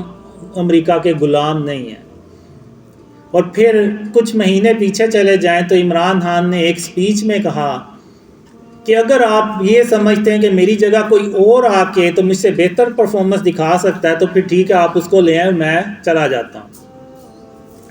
تو اب میں یہ پوچھتا ہوں کہ یہ کیسے ہو سکتا ہے کہ ایک پریڈکشن کرنے والا ہو بہو ایسے، یعنی کیسے کہہ سکتا ہے کہ یہ ایک وقت آئے گا کہ یہ بندہ یہی الفاظ کہے گا؟ تو وہ صرف اللہ رب العالمین ہے جس کو غیب کا پتہ ہے، جس کو مستقبل کا پتہ ہے، جس کے اور دلوں کے حالوں کا پتہ ہے۔ تو وہ اللہ کو پتہ تھا عمران خان نے یہ ورڈ ایک دن کہنے ہیں، تو وہ اللہ نے اپنی رحمت سے وہ مجھے پہلے ہی خوابوں میں دکھا دیے کہ عمران خان نا یہ ایک وقت آئے گا ایسے ورڈز یوز کرے گا۔ تو جب عمران خان گیا 10 اپریل کو، تو 15 اپریل 2022 کو مجھے خواب میں آیا کہ عمران خان بہت زیادہ کوشش کرتا ہے لیکن وہ ارلی الیکشنز کروانے میں بھی کامیاب نہیں ہوتا۔ تو یہ خواب میں نے، وہ طلاب آئی تھے، طلاب آئی ہیں آسٹریلیا سے، تو طلاب آئی آسٹریلیا سے ہیں، تو ان کو نا میں نے یہ خواب شیئر کیا، انہوں نے وہ ویڈیو بنا کے نا تو اپلوڈ کر دی۔ لیں جی، اب جب کبھی بھی وہ جو عمران خان کی جو ہوا بنی، یعنی پوری دنیا سے اس کو سپورٹ آ رہی تھی، اور ہر روز وہ آ رہا تھا بریکنگ نیوز، اگلے 24 گھنٹے میں الیکشن کا اعلان ہونے جا رہا ہے، اگلے 48 گھنٹے میں، اگلے 24 گھنٹے میں۔ اور میں اللہ سے دعا کیا کرتا تھا، یا اللہ اب تو نے مجھے خواب تو دکھا دیا ہے، اب تو ہی ہے جو اس خواب کو سچا کر کے دکھا دے، ورنہ ارلی الیکشنز ہو گئے تو یہ میرا خواب جو ہے نا یہ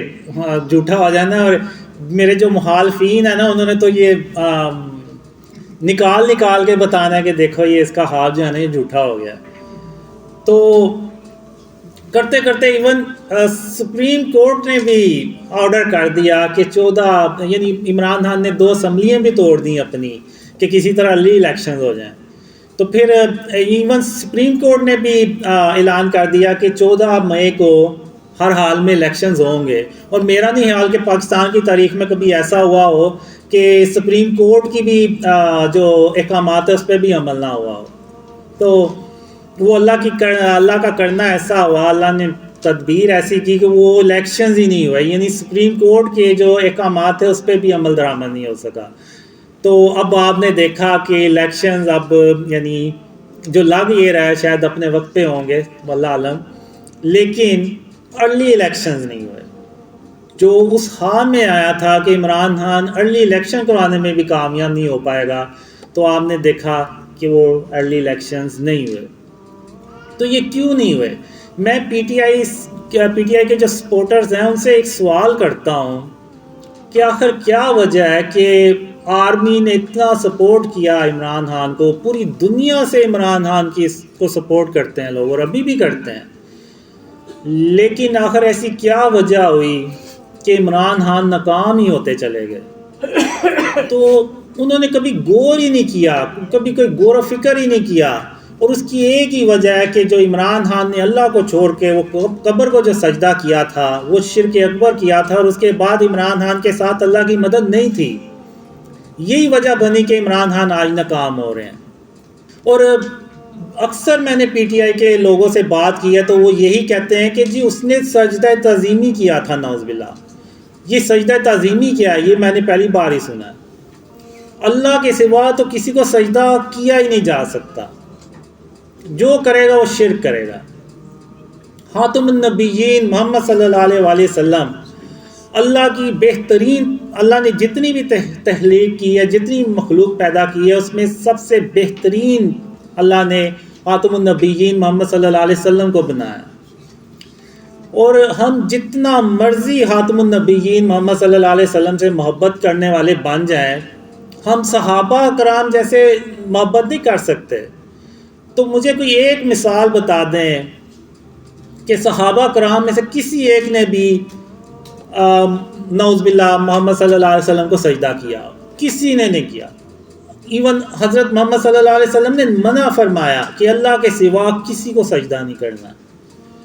اب پی ٹی آئی والے جو ہیں وہ اس چیز کو غور ہی نہیں کرتے، بلکہ عمران خان کو ڈیفینڈ کرتے ہیں کہ جی اس نے تو شرک ہی نہیں کیا، اس نے، کوئی کہتا ہے کہ جی زمین کو چوم لیا ہے، کوئی کہتا ہے کہ تعظیمی سجدہ کر دیا ہے۔ تو ایسا تو ہمیں تو نہیں ملتا، نہ صحابہ کی سنت ہے نہ محمد صلی اللہ علیہ وسلم کی سنت ہے، تو یہ پھر کہاں سے انہوں نے نکال لیا؟ تو اب جتنا جلدی عمران خان اس چیز کو ریئلائز کرے گا، جتنے جلدی عمران خان کے سپورٹرز اس کو ریئلائز کریں گے، اتنا ہی ہم شرک اور اس کی اقسام پہ قابو کرنے میں کامیاب ہوں گے۔ یہ جو ہم مزاروں پہ چلے جاتے ہیں، منتیں مانگتے ہیں اللہ کو چھوڑ کے کسی اور سے، یعنی جو اس دنیا سے جا چکے ہیں، اب جو اس دنیا سے چلا گیا وہ کیا کر سکتا ہے؟ کچھ بھی نہیں۔ تو ہمیں اللہ رب العالمین سے مدد مانگنی چاہیے اور اللہ پہ توکل کرنا چاہیے، بالکل اسی طرح جیسے کہ حضرت عمر رضی تعالیٰ عنہ نے اللہ پہ توکل کیا اور وہ اس وقت کے جو قحط زیادہ جو علاقہ تھا، جو قحط پڑا ہوا تھا، اس سے وہ باہر نکل آئے۔ تو آج پاکستان کی بھی آپ حالت دیکھیں، حالات دیکھیں، آپ کو بالکل ویسے ہی ایسے لگے گا جیسے پتہ نہیں پاکستان میں جو ہے نا وہ کوئی قحط پڑا ہوا ہے۔ اگر آپ، ظاہر سی بات ہے، اگر کھانے پینے کی پرائسز اتنی ہائی چلی گئی ہوئی ہیں، اتنی اوپر چلی گئی ہیں، تو وہ تبھی ہوتا ہے جب کسی ملک میں اللہ معاف کرے وہ کوئی قحط کی صورتحال پیدا ہو جائے۔ تو اگر آج ہم نے اس سے نکلنا ہے تو آج ہم نے اللہ سے توبہ کرنی ہے اور شرک اور اس کی اقسام سے توبہ کرنی ہے اور اللہ کو راضی کرنا ہے، تبھی اس ملک میں خوشحالی آئے گی اور عمران خان تبھی کامیاب ہو سکیں گے جب وہ اللہ سے توبہ کریں گے۔ اب یہ جو یوسف علیہ السلام کی بات کرتے ہیں کہ ان کو بھی تو سجدہ کیا گیا تھا، پہلی بات تو یہ کہ وہ ہماری شریعت نہیں ہے۔ جب خاتم النبیین محمد صلی اللہ علیہ وسلم آگے تو پچھلی ساری شریعتیں جو ہیں نا وہ ختم ہو جاتی ہیں، تو ہم نے صرف محمد صلی اللہ علیہ وسلم کی شریعت کو فالو کرنا ہے، ہم نے کسی اور کی شریعت کو فالو نہیں کرنا۔ اور رہی بات یوسف علیہ السلام کی، تو وہ اللہ کے نبی ہیں، تو اور وہ اللہ نے سند اتاری ہے اس چیز کی قرآن میں۔ اور جو حضرت یعقوب علیہ السلام ہے وہ بھی اللہ کے نبی ہیں، تو جب اللہ کے نبی کو کوئی خواب آتا ہے تو وہ اللہ کی طرف سے وحی ہوتا ہے، وہ اللہ کی طرف سے ایک حکم ہوتا ہے۔ تو جو یعقوب علیہ السلام یعنی ان کے جو والد صاحب ہیں یوسف علیہ السلام کے، ان کو اس خواب کا پتہ تھا اور ان کو پتہ تھا کہ یہ اللہ کی طرف سے حکم ہے اور اللہ نے اس کی سند بھی اتاری، بالکل ویسے ہی جیسے کہ آدم علیہ السلام کی سند اتاری اور اللہ نے سب کو حکم دیا کہ آدم علیہ السلام کو سجدہ کیا جائے، لیکن ابلیس نے غرور اور تکبر میں آ کے سجدہ کیا۔ یعنی ابلیس نے غرور اور تکبر، یعنی جب وہ اللہ کی چادر کو اس نے اپنے اوپر اوڑھنے کی کوشش کی تو اللہ نے اس کو مردود قرار دے کے باہر نکال دیا۔ تو اللہ نے وہ سند اتاری، اللہ نے ان کو حکم دیا، تو وہ انہوں نے یوسف علیہ السلام کو سجدہ کیا اور یہ اللہ نے ان حکم بھی جاری کیا اور سند بھی اتاری۔ تو اللہ نے اس چیز کی کوئی سند نہیں اتاری ہوئی کہ نعوذ باللہ قبروں کو جا کے آپ سجدے کرنا شروع ہو جائیں۔ تو اور ہم نے خاتم النبیین محمد صلی اللہ علیہ وسلم کی شریعت کو فالو کرنا ہے، ہم نے کسی اور شریعت کو فالو نہیں کرنا، کیونکہ پہلے کی امتوں میں شراب بھی حلال تھی اور ایک شخص 2 سگی بہنوں سے شادی بھی کر سکتا تھا، اور خاتم النبیین محمد صلی اللہ علیہ وسلم کی شریعت میں یہ چیزیں حرام ہو گئی ہیں، یہ نہیں ہم کر سکتے۔ تو اب میں آخر میں بات کروں گا اپنے ڈریمز کے بارے میں، اپنی یعنی آپ کہہ لیں سٹوری کہہ لیں یا جو بھی، تو میں اس کی سٹوری اپنی کہانی بتاؤں گا کہ آخر میں یہاں تک کیسے پہنچا۔ تو 2006 میں نا مجھے پتہ چلا، اللہ نے مجھے خوابوں کے ذریعے سے بتایا کہ قاسم تم سیدھے رستے پہ نہیں جا رہے، تو اللہ نے پھر یعنی کافی میں نے اللہ کو راضی کرنے کی کوشش کی، تو اللہ نہیں تھا اور راضی۔ تو ان اندھیروں میں یعنی جب مجھے اپنی فکر پار گئی کہ جب اللہ کو میں نہ راضی کر سکا تو میری نہ دنیا ہے پھر نہ آخرت ہے، پھر میں گیا۔ تو میں نے بہت کوشش کی، مجھے کوئی رستہ نہیں تھا نظر آ رہا کہ میں اللہ کو کیسے راضی کروں۔ تو ان اندھیروں میں مجھے بیٹھے بیٹھے اچانک ایک خیال آیا، تو پھر میں نے اس پہ غور و فکر کیا۔ میں نے کہا کہ ہاں ایسی غلطی مجھ سے ہوئی ہے۔ وہ غلطی یہ تھی کہ میں نے غلطی سمجھ لیں یا کیا کوتاہی یا واللہ عالم کس کو کیسے میں ایکسپلین کروں گا، وہ یہ تھا کہ میں نے آج اس وقت تک کبھی بھی اللہ کو رحمان کہہ کے نہیں تھا بلایا، یعنی میں نے اللہ کو اللہ ہی کہہ کے بلایا تھا۔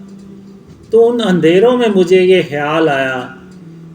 کہ میں اللہ کو رحمان کہہ کے بلاؤں، تو میں نے اللہ کو نہ پھر رحمان کہہ کے بلایا، اور اس کے لیے پھر میں نے ایک دعا تھی وہ بھی میں نے مانگی اللہ سے، رحمان سے۔ تو ان اندھیروں میں جو ہے نا وہ اللہ نے میری سن لی۔ پھر ایک خواب میں اللہ آیا اور اللہ نے کہا قاسم جب تم کھانا کھایا کرتے ہو تو اپنے کھانے کی برتنوں کو انگلی سے چاٹ کے صاف کر لیا کرو، تو میں تمہارے لیے کوئی تدبیر کروں گا۔ تو ان اندھیروں میں آپ یقین کریں میرے لیے یہ خواب ایسے ہی تھا جیسے کہ یعنی کوئی بہت بڑا میرے لیے اللہ نے کوئی رستہ کھولا ہے، کوئی میرے لیے اللہ نے معجزہ کر دکھایا ہے۔ تو پھر اس عمل پہ یعنی جب بھی میں کھانا کھاتا تھا تو میں اپنے برتنوں کو، کھانے کے برتنوں کو انگلی سے چاٹ کے صاف کر لیا کرتا تھا۔ تو اس کے چند مہینے کے بعد یعنی میں مسلسل اس دوران اللہ کو رحمان کہہ کے بلاتا رہا، تو اللہ نے کہا قاسم اب میں تجھے علم سکھاؤں گا، علم کی باتیں سکھاؤں گا۔ تو پھر اس کے بعد اللہ نے مجھے شرک اور اس کی اقسام کے بارے میں سکھانا شروع کیا، اور میرے اندر ایک جستجو تھی، ایک کیا کہتے ہیں طرب تھی کہ میں نے اللہ کو راضی کرنا ہے۔ تو جو اللہ اور محمد صلی اللہ علیہ وسلم پھر مجھے خوابوں میں کہتے رہے، بتاتے رہے، میں وہ کام کرتا رہا۔ اب میں ذرا یہاں پہ علماء سے بھی کہوں گا اور جو میرے مخالفین ہیں ان سے بھی میں کہوں گا کہ آپ مجھے بتائیں کہ ان میں ایسی کون سی ایسی بات ہے جو قرآن اور حدیث سے ٹکراتی ہے۔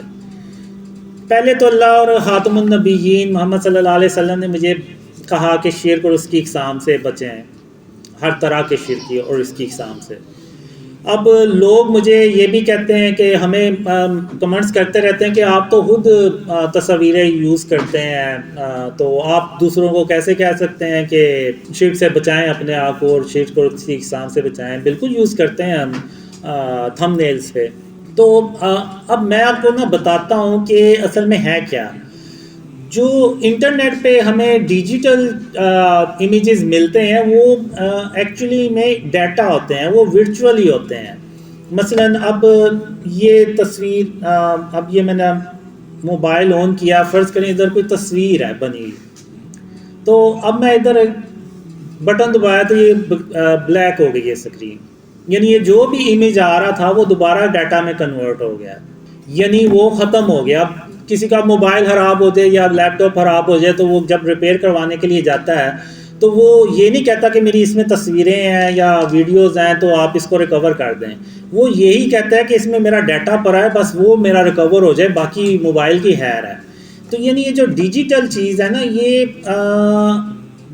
ڈیٹا ہے، یہ جیسے ہی آپ بند کرتے ہیں اپنا موبائل وغیرہ یہ ڈیٹا میں کنورٹ ہو جاتا ہے۔ لیکن اگر یہاں پہ کوئی تصویر لگی ہوئی ہے یا ادھر کوئی اسٹیچو پڑا ہوا ہے اور ہم لائٹیں بند کر کے باہر چلے بھی جائیں تو وہ تصویر، اس کی فزیکل اپیئرنس اور یا اس بت کی اپیئرنس، وہ اس کی موجودگی یہاں پہ موجود رہے گی، وہ ختم نہیں ہوگی، وہ یہاں پہ رہے گی، لیکن موبائل کی جو ہے نا وہ ختم ہو جاتی ہے۔ لیکن پھر بھی ہم جہاں یعنی بہت زیادہ کوشش کرتے ہیں کہ جہاں ہمیں ضرورت ہو بس ہم وہیں تصویر یوز کریں، ورنہ اگر آپ دیکھیں تو ہمارے جتنے بھی یوٹیوب کے چینلز ہیں اور انسٹاگرام کے ہیں اور دوسرے اگر آپ دیکھیں تو ٹک ٹاک کے جو اکاؤنٹس ہیں وہاں پہ ہم نے یا تو وہ قرآنی آیت لگائی ہوئی ہے کوئی، یا پھر وہ کوئی نیچرل کوئی نیچر کی تصویر لگی ہوئی ہے، تو ادھر بھی ہم جتنی ہوتا ہے کوشش کرتے ہیں۔ اور اصل میں ہمارا مقصد یہ ہوتا ہے تصویر لگانے کا، ظاہر سی بات ہے کہ بتانے کے لیے کہ یہ بندہ ہے، اس کو خواب آتے ہیں، اور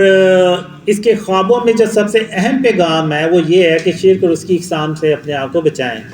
بالکل اسی طرح جیسے اگر آپ دیکھیں تو ابراہیم علیہ السلام نے سارے بتوں کو توڑ دیا لیکن ایک بڑا بت چھوڑ دیا، کیونکہ اس کو یعنی دکھانا تھا کہ کافروں کو دکھانا تھا کہ یہ دیکھیں آپ کے جو بڑا بت ہے اس کو سارا پتہ ہوگا، آپ اس سے پوچھیں۔ تو یعنی ان کو ضرورت تھی تو اس بت کو نہیں توڑا۔ تو اسی طرح اللہ نے یہ بھی خوابوں میں بتایا ہے کہ جہاں پہ ضرورت ہو، جہاں پہ ریاست کا قانون ہو، اب ریاست کا قانون ہے کہ نوٹوں پہ تصویریں ہوں گی تو وہ ہماری جیبوں میں بھی پڑے ہوتے ہیں اور ہم نماز بھی پڑھتے ہیں، کیا کریں، اب ہمیں اس کی ضرورت پڑتی ہے، چیزیں خریدنی ہوتی ہیں۔ تو جو نوٹ ہے نا وہ ریاست کا قانون ہے، آئی ڈی کارڈ پہ تصویر ہے وہ بھی ریاست کا قانون ہے، ڈرائیونگ لائسنس ہے تو اس پہ بھی ریاست کا قانون ہے، اور جگہ جگہ جہاں بھی ریاست کا قانون لاگو ہوتا ہے، یعنی جہاں بھی انہوں نے فرض کیا ہوا ہے، وہ ضروری کیا ہوا ہے، وہاں پہ وہ تصویریں ہوتی ہیں، تو وہاں پہ وہ جائز ہے۔ اب کسی کا رزق جڑا ہوا ہے، اب یعنی کوئی فوٹوگرافر ہے، اب اس کا رزق ہی وہ یہ ہے کہ وہ تصویریں بنائے گا تو وہ رزق کمائے گا۔ اب یہ تو نہیں ہو سکتا کہ وہ اس کو کہیں گے جی تم اپنا بزنس ختم کرو، اللہ معاف کرے اس کو کوئی بندوق پکڑا دیں یا وہ بھیک مانگنا شروع ہو جائے، ایسے نہیں، بالکل نہیں ہے۔ وہ اس کام کو جاری رکھ سکتا ہے۔ فرض کریں اس نے اپنے فوٹوگرافر نے تصویریں لگائی ہیں، کوئی 15-20 تصویریں لگائی ہوئی ہیں دیوار کے اوپر جو ویزیبل رہتی ہے، ایون وہ دکان بھی بند کر کے چلا جائے گا تو وہ تصویریں وہیں پہ رہیں گی، تو اس کی جگہ وہ یہ کر سکتا ہے کہ وہ کوئی البم بنا لے اور اس میں وہ تصویر رکھیں اور البم کو بند رکھے۔ کوئی کسٹمر آیا تو وہ اس کو البم کھول کے تو دکھا دے کہ یہ میری یہ کریشنز ہے، آپ کو ایسی تصاویریں ملیں گی۔ تو یعنی جہاں جتنا ہو سکتا ہے اس کو بھی وہ ادھر وہاں پہ احتیاط کرنی ہے، اپنے آپ کو یعنی اس سے بچانا ہے شرک اور اس کی اقسام سے۔ اور چونکہ وہ اس کا رزق بھی ہے، اور جہاں پہ صحت کا معاملہ آ جائے، ظاہر سی بات ہے کچھ آپ میڈیکل پروڈکٹس دیکھیں گے تو اس میں بھی تصویریں بنی ہوتی ہیں، تو وہ بھی ضرورت ہوتی ہے، ظاہر سی بات ہے دوائیں کھانی ہوتی ہیں، تو وہ وہاں بھی الاؤ ہے۔ تو اب چونکہ ہمیں ضرورت ہے تو ہم یہ یوز کرتے ہیں۔ جب ہمارے یہ ڈریمز پھیل جائیں گے، جب یہ پیغام پوری امت کو پہنچ جائے گا کہ ہم نے شرک اور اس کی اقسام کو اپنے آپ سے بچانا ہے، کیونکہ اگر آپ دیکھیں تو سمپل سے ٹائٹل تھم نیلز بنا دیں، ان کو کوئی دیکھتا بھی نہیں ہے، تو وہ پھر اس لیے بھی وہ تصاویر ہم یوز کرتے ہیں، لیکن اس کو ہم ایک لمٹ میں رکھا ہوا ہے، اور اس کو جب ہمیں ضرورت نہیں ہوگی ہم ہٹا دیں گے۔ تو یہ چیز اللہ نے مجھے یعنی ڈریمز میں دکھائی، اور اللہ نے ایک خواب میں مجھے یہ بتایا کہ قاسم اگر تم نے بھی تصویروں کو ہی دیکھنا ہے تو ہندو بھی تو تصویریں ہی دیکھتے ہیں، تو تم میں اور ان میں فرق ہی کیا رہ جاتا ہے پھر؟ تو یعنی اللہ نے مجھے یہاں تک بتایا، تو اس لیے دیواروں پہ بھی تصویریں لگانا جو ہے نا وہ ٹھیک نہیں ہے، وہ بھی فارم آف شرک ہے۔ اب بچوں کے کھلونے ہیں تو وہ بھی اب ضرورت ہے، ورنہ تو بچے تو آپ کو پتہ ہے کتنا تنگ کرتے ہیں، تو آپ رکھ سکتے ہیں، لیکن یہ کہ جب بچے کھیل لیں تو آپ ان کھلونوں کو کسی باکس میں ڈال دیں یا الماری میں رکھ دیں یا ان کے اوپر کوئی چادر ڈال دیں تاکہ وہ چھپ جائیں۔ اور جب اللہ اپنی رحمت سے اس ملک کو شرک اور اس کی اقسام سے پاک کرے گا اور ایسے کھلونے آ جائیں گے جن پہ تصویریں نہیں ہوں گی، تو پھر ہم ان کھلونوں کو لے کے آئیں گے اور ان کو ہم ختم کریں گے۔ اور اسی طرح یہ جتنے بھی اسٹیچوز ہیں، اب اس میں یہ نہیں کہتا کہ آپ سب اللہ معاف کرے وہ جا کے تو توڑنا شروع کر دیں، نہیں، یہ حکومت کا کام ہے۔ حکومت کا کام ہے کہ وہ ان ہاؤسنگ سوسائٹیز کو پابند کرے کہ وہ ان مجسموں کو ختم کریں، اور کسی ہاؤسنگ سوسائٹی کو الاؤ نہ کرے کہ وہ مجسمے جو بت بنا کے رکھتے ہیں وہ رکھیں، یا جو بڑے بڑے بینرز لگے ہوئے ہیں ان میں اتنی اتنی بڑی تصاویر ہیں. جیسا کہ اللہ نے مجھے کہا کہ اگر تم نے بھی تصویروں کو دیکھنا ہے اور ہندو بھی تصویروں کو دیکھتے ہیں تو تم میں اور ان میں فرق ہی کیا رہ گیا. تو ہم نے بھی اتنے اتنے بڑے جو بینرز لگائے ہیں جن میں تصویر ہوتی ہیں، تو اب ہم نے بھی انہی کو دیکھنا، تو پھر ہم میں اور ہندوؤں میں پھر فرق ہی کیا رہ جاتا ہے. یعنی اتنا مشکل ہے اس اسلامک ملک میں اپنے آپ کو شرک اور اس کی اقسام سے اپنے آپ کو بچا کے رکھنا کہ بعض کا تو میں خود سوچتا ہوں کہ پتہ نہیں ہم اسلامک ملک میں بھی ہیں یا نہیں ہیں. یہ ہر روز کوئی چیز لے کے اس پہ تصویر بنی ہوتی ہے. وہ میں نے تو اسپرے پینٹ لے کے رکھے ہوئے ہیں، تو جب بھی کوئی چیز آتی ہے تو میں اس پہ نا وہ تصویر بنی ہو تو اس پہ اسپرے پینٹ مار دیتا ہوں. تو بس یہ آپ کہہ لیں کہ یہ 24 گھنٹے کی نا کوئی ایک ڈیوٹی ہے جس پہ کام کرنا ہوتا ہے. تو یہ مجھے اب خوابوں میں اللہ نے شرک کے بارے میں بتایا اور اس کی فارمز کے بارے میں بتایا. اب ہندو یہ جو انڈینس موویز ہوتی ہیں وہ اس میں ایک اپنا باطل خدا ضرور دکھاتے ہیں، بلکہ وہ تصویر ہی سٹارٹ ہی ان کا وہاں سے ہوتا ہے اکثر موویز میں. تو اب یہاں پہ میں یہ بتانا چاہ رہا ہوں کہ اللہ جو ہے نا وہ تمام جہانوں کا رب ہے. اب فلم بھی ایک جہان ہے، بے شک وہ فیک سٹوری ہے، اس کا بھی رب صرف اللہ رب العالمین ہو سکتا ہے اور کوئی نہیں ہو سکتا. تو وہ جب ہم فلم دیکھتے ہیں جس میں باطل خدا ہوتے ہیں، جیسے میں نے ابھی پہلے بھی مثال دی کہ وہ جب ہم دیکھیں گے اور ہم اپنے آگے رشتہ داروں کو دوستوں کو کہیں گے کہ یار بڑی اچھی سٹوری تھی، اس کے باطل خدا نے اس کی مدد کی اور جیت گیا، تو وہ ہم اس پہ یعنی یقین تو کر رہے ہیں. زبان سے کہہ دینا کہ جی ہم اللہ کے ساتھ کسی کو شریک تھوڑی ٹھہرا رہے ہیں، نہیں، ہم نے عملی طور پہ بھی اس پہ عمل کرنا ہے. یہ ہو ہی نہیں سکتا کہ ہم زبان سے کہہ دیں اور عمل ہمارا زیرو ہو، تو ایسا نہیں ہونا چاہیے. تو یہ اللہ نے مجھے خواب میں اور خاتم النبیین محمد صلی اللہ علیہ وسلم نے خوابوں میں بتایا کہ یہ شرک اور اس کی اقسام ہے. اگر آج آپ نظر دوڑا کے دیکھیں تو آپ کو یہ اپنے گھروں کے اندر یہ چیزیں نظر آئیں گی. شاید آپ نے کبھی غور ہی نہ کیا ہو، لیکن آپ کے گھروں میں یہ موجود ہوں گی. تو اب وہ خواب جس میں اللہ مجھے کہتا ہے کہ قاسم یہ دنیا اس سے پہلے اتنی شرک سے بھری ہوئی کبھی نہیں تھی جتنی یہ آج شرک سے بھری ہوئی ہے، تو آپ کو یہ خواب بالکل سچا نظر آئے گا کہ یہ واقعی بہت زیادہ جو ہے نا شرک اس دنیا میں پھیل چکا ہے، خاص طور پہ مسلم کنٹریز میں. اب یہ جو ناصر آئے ہیں یو کے سے،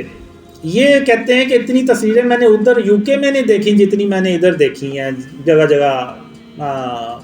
روڈز کے اوپر بینرز لگے ہوئے ہیں، بورڈز لگے ہوئے ہیں، اس پہ دیکھی ہیں. اور اس کے علاوہ آپ دیکھیں تو وہ اسٹیچوز بھی آپ کو جگہ جگہ نظر آئیں گے. اب وہ جو ہم بطخ سی بنا دیتے ہیں، گملہ ہے بطخ کا، خرگوشوں کا، وہ اکثر گھروں کے سامنے آپ کو وہ بطخ جو ہے نا وہ نظر آئیں گی، خرگوش نظر آئیں گے، خرگوشوں کے گملے، اور وہ تو ایگل بھی نظر آئیں گے اور کافی چیزیں نظر آئیں گی. اب آپ مجھے یہ بتائیں کہ جو بطخیں باہر پری ہوتی ہیں جن میں وہ گملے سے بنے ہوئے ہیں، ان میں اور وہ جو خانہ کعبہ میں بت پڑے ہوئے تھے ان میں اور ان میں فرق ہی کیا ہے؟ کوئی فرق نہیں ہے، صرف شکلوں کا فرق ہے اور سائز کا اور جسامت کا فرق ہے. باقی وہ بھی بت تھے، یہ بھی بت ہے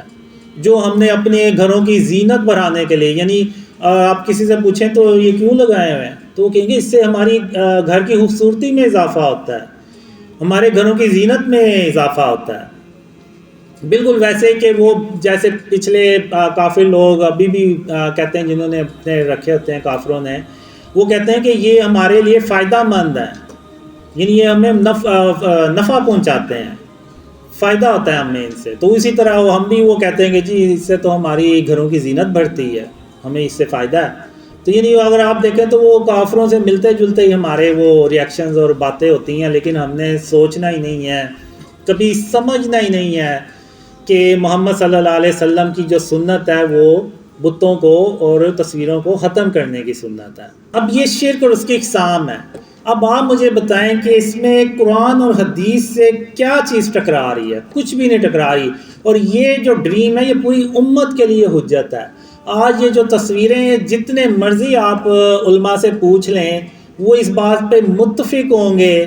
کہ جو تصویریں جگہ جگہ لگی ہوئی ہیں، یہ جو مجسمے جگہ جگہ پڑے ہوئے ہیں، یہ نہیں ہونے چاہیے، اسلام میں یہ الاؤڈ نہیں ہے۔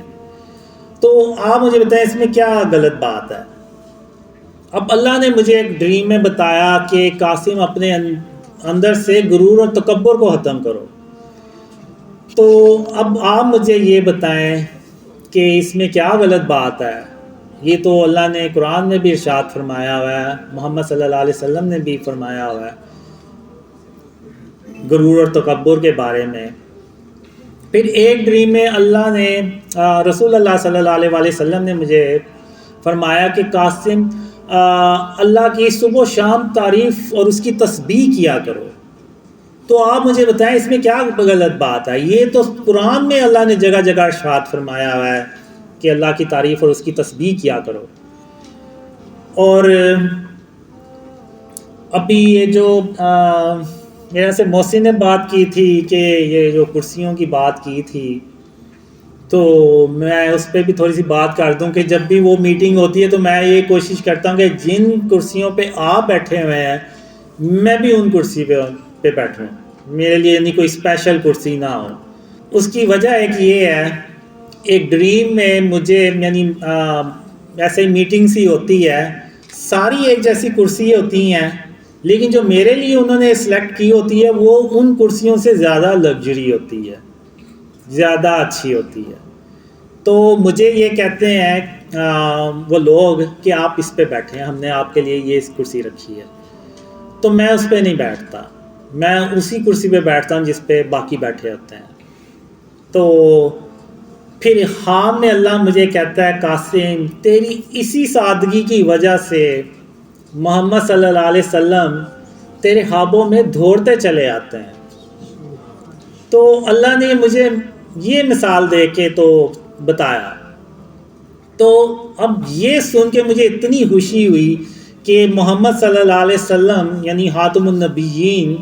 یعنی اللہ کے جو آخری رسول ہیں صلی اللہ علیہ وسلم، وہ اگر آپ لوگوں کو پتہ چلے کہ آپ لوگوں کے خوابوں میں وہ دوڑتے چلے آ رہے ہیں اور کس وجہ سے آ رہے ہیں، آپ کو یہ بھی اللہ بتا دے، تو آپ اس پہ کتنی سختی سے عمل کریں گے کہ یہ میں کچھ بھی ہو جائے یہ عمل میں نہیں چھوڑوں گا۔ کہیں ایسا نہ ہو کہ میں یہ عمل چھوڑ دوں اور میں بھی وہ لگژری کرسیوں پہ بیٹھنا شروع ہو جاؤں جس پہ آپ نہ بیٹھیں اور پتہ چلے جی خاتم النبیین محمد صلی اللہ علیہ وسلم اب میرے خوابوں میں نہیں آ رہے، تو اس سے بڑا اور میرے لیے کیا صدمہ ہو سکتا ہے۔ تو اس لیے میں کوشش یہی میں نے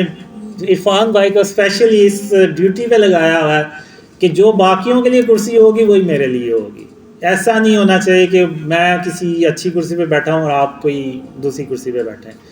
تو یہ اس میں آپ مجھے بتائیں کہ اس میں کیا یعنی غلط بات ہے جو اسلام یا قرآن اور حدیث سے ایسی کوئی بات ٹکراتی ہے۔ پھر ایک خواب میں اللہ نے مجھے بتایا کہ اپنے سینے سے کینے اور بغض کو ختم کرو۔ تو اب مثال اللہ نے جو خواب میں مجھے دکھائی نا وہ بڑی اللہ نے دکھائی کہ وہ جو ڈریم گرل تھی نا اس کے بارے میں اللہ نے مجھے کہا کہ اس کے یعنی تمہیں اس کے لیے بھی اپنے سینے میں کینہ اور بغض ذرا برابر بھی نہیں رکھنا۔ تو میں صبح اٹھا، میں نے اللہ سے کہا یا اللہ تو نے کوئی اور مثال دینی تھی، اس نے اتنے سال مجھے رگڑا لگایا ہے تو کوئی اور مثال دیتا تو میں یعنی بہت مشکل ہے کہ میں بھولوں کہ میرے ساتھ کیا ہوا کیا نہیں ہوا، لیکن پھر بھی میں نے کہا کہ نہیں اللہ میں نے اپنے آپ سے عہد کیا ہوا ہے، میں نے یعنی ایک خواب میں اللہ سے کہا تھا کہ یا اللہ بس مجھے تو ایک موقع دے دے، ایک موقع دے دے، اگر میں اب بھی اپنے آپ کو نہ سدھار سکا تو پھر تم مجھے بے شک چھوڑ دینا۔ تو وہ چیز پھر میرے ذہن میں آتی تھی اور میں نے کہا کہ نہیں اگر اللہ نے کہہ دیا کہ کینہ اور بغض نکالنا ہے اپنے سینے سے تو میں ہر حال میں انشاءاللہ اللہ کی مدد سے اپنے سینے سے کینے اور بغض کو نکالوں گا۔ تو اس میں کیا بری بات ہے؟ اب ایک خواب میں اللہ نے مجھے کہا کہ قاسم جب تم زمین پہ چلا کرو تو عاجزی سے چلا کرو اور یعنی سافٹلی چلا کرو کہ تم کوئی زمین کو پھاڑ تو نہیں دو گے۔ پھر اس کے بعد میں نے اپنی جو چلنے کا سٹائل ہے وہ بھی چینج کیا۔ اکثر لوگ ہوتے ہیں ایسے سینہ تان کے تو ایسے چلتے ہیں، تو اللہ کو وہ چال بالکل پسند نہیں ہے. تو آپ لوگوں نے اکثر دیکھا ہوگا کہ میں ایسے یعنی تھوڑا سر کو جھکا کے تو چلتا ہوں. تو یہ اللہ نے اس خواب میں مجھے سکھایا. تو اس کے بعد بچوں سے شفقت سے پیش آنا. ایک نہیں 2 خوابوں میں خاتم النبیین محمد صلی اللہ علیہ وسلم نے مجھے اسپیشلی بتایا کہ بچوں سے جو ہے نا وہ شفقت سے پیش آنا ہے اور نرمی سے پیش آنا ہے. اب اگر آپ دیکھیں تو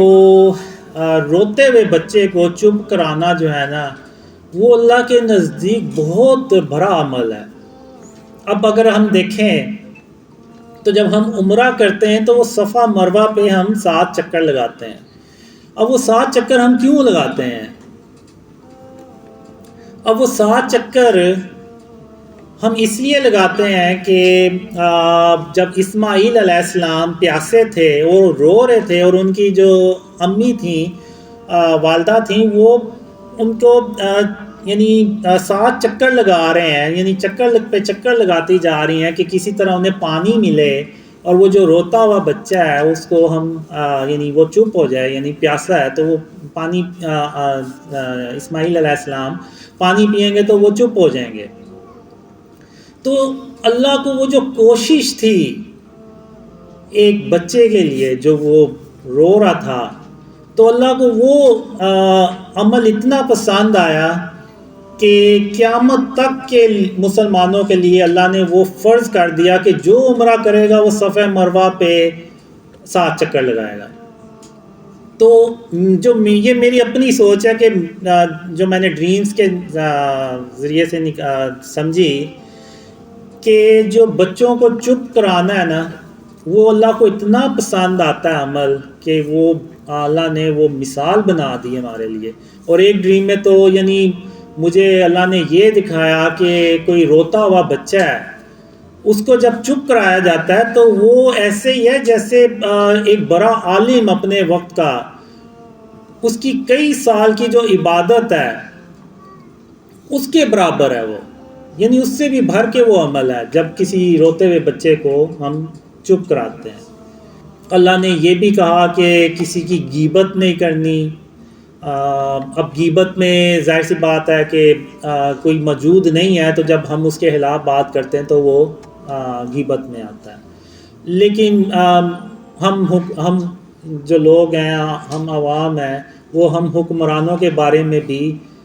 باتیں کرتے ہیں. لیکن ایک ڈریم میں میں کہتا ہوں کہ جب ہم حکمرانوں کے بارے میں بات کرتے ہیں نا، ان کے خلاف بات کرتے ہیں تو وہ غیبت میں نہیں آتا،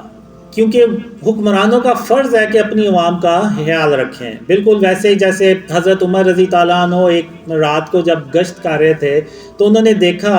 کہ ایک عورت اپنے خلیفہ کے بارے میں بات کر رہی ہے، یعنی اس نے کھانا رکھا ہوا ہے اور پانی اس کے اندر رکھا ہوا یا وہ خالی ہے اور وہ اپنے بچوں کو حوصلہ دے رہی ہے کہ کھانا پک رہا ہے تو آپ صبر کریں. لیکن وہ مقصد اس عورت کا یہ تھا کہ وہ بچے جو ہے نا روتے روتے بس سو جائیں کسی طرح. تو حضرت عمر رضی تعالیٰ عنہ نے وہ سن لیا، تو انہوں نے یہ نہیں کہا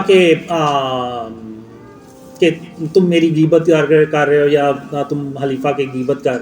رہی ہو. نہیں، اس وقت حضرت عمر رضی تعالیٰ عنہ کو اپنی پار گئی. پھر وہ اسی وقت بیت المال میں گئے، وہاں سے اناج کی بوری اٹھائی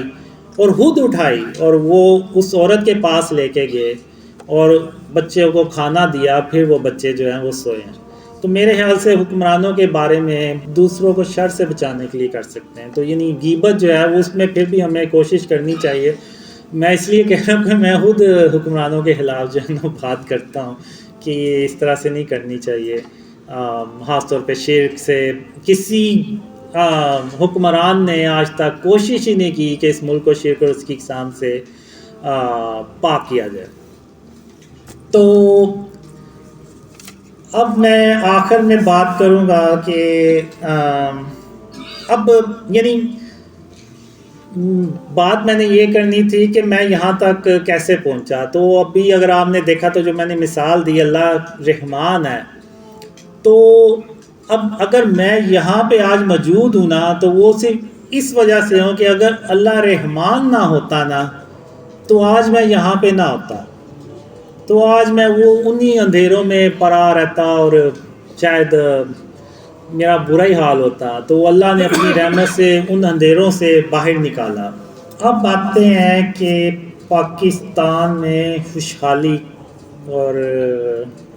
اس سے متعلق جو مجھے ڈریمز آئے ہیں وہ کیا ہیں۔ اب کچھ ڈریمز ہیں، ایک دو ڈریمز ہیں، اس میں میں ایون عمران خان سے بھی یہ کہتا ہوں کہ اگر میرے خواب آپ کے بارے میں سچے ہوئے ہیں تو میرے وہ خواب جو پاکستان کی خوشحالی اور اسلام کی سربلندی سے متعلق آئے ہیں وہ بھی سچے ہوں گے۔ میں آپ کو کچھ ڈریمز شیئر کرتا ہوں کہ وہ ڈریمز کیا ہیں۔ اب ایک ڈریم میں یہ ہوتا ہے کہ میں نا دیکھتا ہوں کہ ایک سونے کی بھری سی دکان ہے، بہت بڑی ہے، اور اندر وہ سونا جو زیورات ہیں وہ پڑے ہوئے ہیں اور دروازہ اس کا کھلا ہوا ہے۔ تو میں اس کو دیکھ کے حیران ہوتا ہوں، میں کہتا ہوں یہ پاکستان ہے اور یہ سونے کی دکان یہاں پہ کھلی ہوئی ہے، باہر گارڈ بھی نہیں بیٹھا ہوا اور یہ دروازہ بھی اس کا کھلا ہوا ہے، یہ چکر کیا ہے؟ تو میں پھر اندر جاتا ہوں تو واقعی ادھر سونا پڑا ہوتا ہے، تو مالک وہاں پہ نہیں ہوتا۔ پھر میں وہ ساتھ والی جو شاپ ہوتی ہے اس سے پوچھتا ہوں کہ یہ ساتھ والا جو شاپ کیپر جس کی دکان ہے وہ کدھر گیا ہے؟ تو وہ کہتا ہے کہ یہ اپنے کسی کام سے نا گھر میں گیا ہے، تو اور دکان اس کو وہ ایسے ہی کھلی چھوڑ گیا۔ تو میں بڑا حیران ہوتا ہوں، میں کہتا ہوں یہ کہ اللہ نے اس قوم کو ایسا کر دیا ہے اپنی رحمت سے کہ سونے کی دکان کھلی ہوئی ہے لیکن کوئی سونا لوٹنے ہی نہیں آ رہا، بلکہ میں دیکھتا ہوں دکان سے کے آگے سے لوگ گزر رہے ہیں اور وہ اس دکان کی طرف دیکھ بھی نہیں رہے۔ تو میں نے کہا یہ یعنی کیسے اللہ کی رحمتیں اور برکتیں اس ملک میں اتنی آ گئی ہیں۔ اور ایک دوسرے ڈریم میں میں دیکھتا ہوں کہ ہزاروں بھی نہیں، لاکھوں بھی نہیں، بلکہ کروڑوں روپیہ میں دیکھتا ہوں کہ سڑک کے ایک طرف پڑا ہوتا ہے اور لوگ گزر رہے ہوتے ہیں اور کوئی ان پیسوں کی طرف دیکھتا بھی نہیں ہے، نہ ان کو اٹھاتا ہے۔ ایون میں یہ دیکھتا ہوں کہ جو باہر ویسٹرن میڈیا ہے وہ اس کو رپورٹ کرتا ہے کہ پاکستان کی سڑکوں پہ کروڑوں روپیہ پڑا ہوا ہے لیکن اس کو اٹھانے والا کوئی نہیں ہے۔ تو یعنی وہ چیز بھی دیکھ کے میں حیران ہوتا ہوں کہ یہ اللہ نے اس قوم کا آخر ایسا کیا کر دیا ہے کہ کروڑوں روپیہ اس سڑکوں پہ پڑا ہوا ہے لیکن اس کو اٹھانے والا کوئی نہیں ہے۔ تو یہ سب اللہ کی رحمتیں اور برکتوں سے یہ ممکن ہوگا۔ اب میں آپ کو یہاں پہ نا ایک مثال بھی دینا چاہوں گا، اور وہ مثال یہ ہے کہ آج کہتے ہیں پاکستان میں آپ کسی بھی اکانومسٹ سے پوچھ لیں، وہ یہی کہے گا کہ پاکستان میں جو خوشحالی ہے نا وہ تو دور کی بات ہے، 20-25 سال لگ جائیں گے پاکستان کو صرف ٹریک پہ آنے کے لیے کہ ہم ترقی کی طرف چل پڑے ہیں۔ تو جتنے بھی آپ اکانومسٹ ہیں آپ ان سے پوچھ لیں، وہ سب کے سب یہی کہیں گے۔ اسی طرح آپ دنیا کے بہترین کمانڈرز لیں اور ان کو ٹائم ٹریول کروا کے تو پیچھے 1400 سال پیچھے لے جائیں کہ جس دن غزوہ بدر شروع ہونی تھی۔ آپ ان کمانڈرز کو بتائیں کہ یہ سچویشن ہے، ایک طرف یہ 313 لوگ ہیں جن میں اکثریت نے کبھی جنگ ہی نہیں لڑی اور اکثر کے پاس تو لکڑی کے ڈنڈے ہیں، اور دوسری طرف طاقتور ترین کافروں کی فوج ہے جو ہر طرح سے جنگی مہارت بھی رکھتی ہے اور ان کی تعداد بھی 1000 ہے اور ان کے پاس جدید اس دور کا اسلحہ بھی ہے۔ تو آپ ان کمانڈر سے پوچھیں کہ آپ بتائیں ان میں سے کون جنگ جیتے گا، تو وہ سارے یہ کہیں گے کہ یہ جو کافروں کی فوج ہے وہ جیت جائے گی کیونکہ وہ ہر طرح سے بھاری ہے۔ لیکن ایک اللہ کی مدد ہے جو ان کافروں کے ساتھ تو نہیں تھی لیکن ان مسلمانوں کے ساتھ تھی۔ اور وہ مسلمانوں کے ساتھ کیوں تھی؟ وہ اس لیے تھی کہ ان 313 مسلمانوں نے ہر طرح کے شرک سے اپنے گھروں کو بھی پاک کیا تھا اور اپنے علاقوں کو بھی پاک کیا تھا، اور وہ اللہ کے سوا کسی کو مدد کے لیے نہیں پکارتے تھے اور اللہ کے ساتھ کسی کو شریک نہیں ٹھہراتے تھے۔ تو اللہ کی مدد ان 313 لوگوں کے ساتھ تھی، اور وہ آپ لوگوں نے دیکھا کہ خاتم النبیین محمد صلی اللہ علیہ وسلم نے جنگ شروع ہونے سے پہلے کہا، دعا مانگی اللہ سے کہ یا اللہ یہی بس تھوڑے سے لوگ ہیں کہ اگر آج یہ ہار گئے نا تو پھر تیرا نام لینے والا دنیا میں کوئی نہیں ہوگا۔ تو اس وقت کے لوگوں نے اللہ پہ توکل کیا، اللہ کے ساتھ کسی کو شریک نہیں ٹھہرایا۔ تو آج اگر ہم مسلمان ہیں تو وہ ان 313 لوگوں کی وجہ سے مسلمان ہیں، ورنہ آج ہم مسلمان نہ ہوتے۔ تو اللہ نے ان 313 لوگوں کو ان 1000 کی جو کافروں کی فوج تھی ان پہ فتح ان کو دی، اور وہ اللہ کی مدد سے جنگ جیت گئے۔ تو جو کمانڈرز ہوں گے ان کا تجزیہ اور ہوگا، لیکن جو اللہ کی مدد ہوگی اور اللہ کا جو فیصلہ ہوگا وہ اور ہوگا۔ بالکل اسی طرح آج جتنے بھی اکونومسٹ ہیں آپ ان سے پوچھ لیں، وہ یہ کہیں گے 20-25 سال تو پاکستان ٹریک پہ بھی جاتا ہوا نظر نہیں آ رہا، لیکن ایک اللہ کی مدد ہے۔ اگر آج ہم اس ملک کو شرک اور اس کی اقسام سے پاک کر دیں تو اللہ کی مدد آئے گی، اور اللہ کی ایسے مدد آئے گی جہاں سے ہمیں امید بھی نہیں ہوگی، اور اللہ اپنی رحمت سے ہمیں میں یہ نہیں کہہ رہا کہ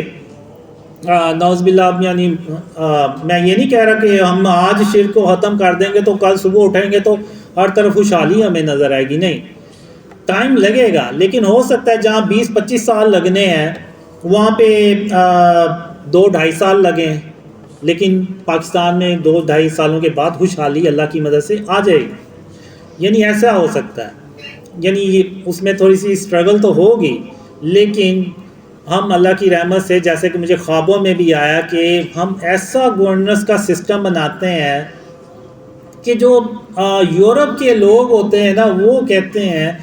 کہ یہ تو بڑی پست قوم تھی، یہ تو کل ہمارے پاس آتے تھے، بھیک مانگنے آتے تھے ہم سے کہ ہمیں تھوڑا سا قرضہ دے دیں، ہم نے ملک چلانا ہے، اور آج انہوں نے ایسا گورننس سسٹم بنایا اور یہ پوری دنیا کو لیڈ کرنے کے لیے جا رہے ہیں۔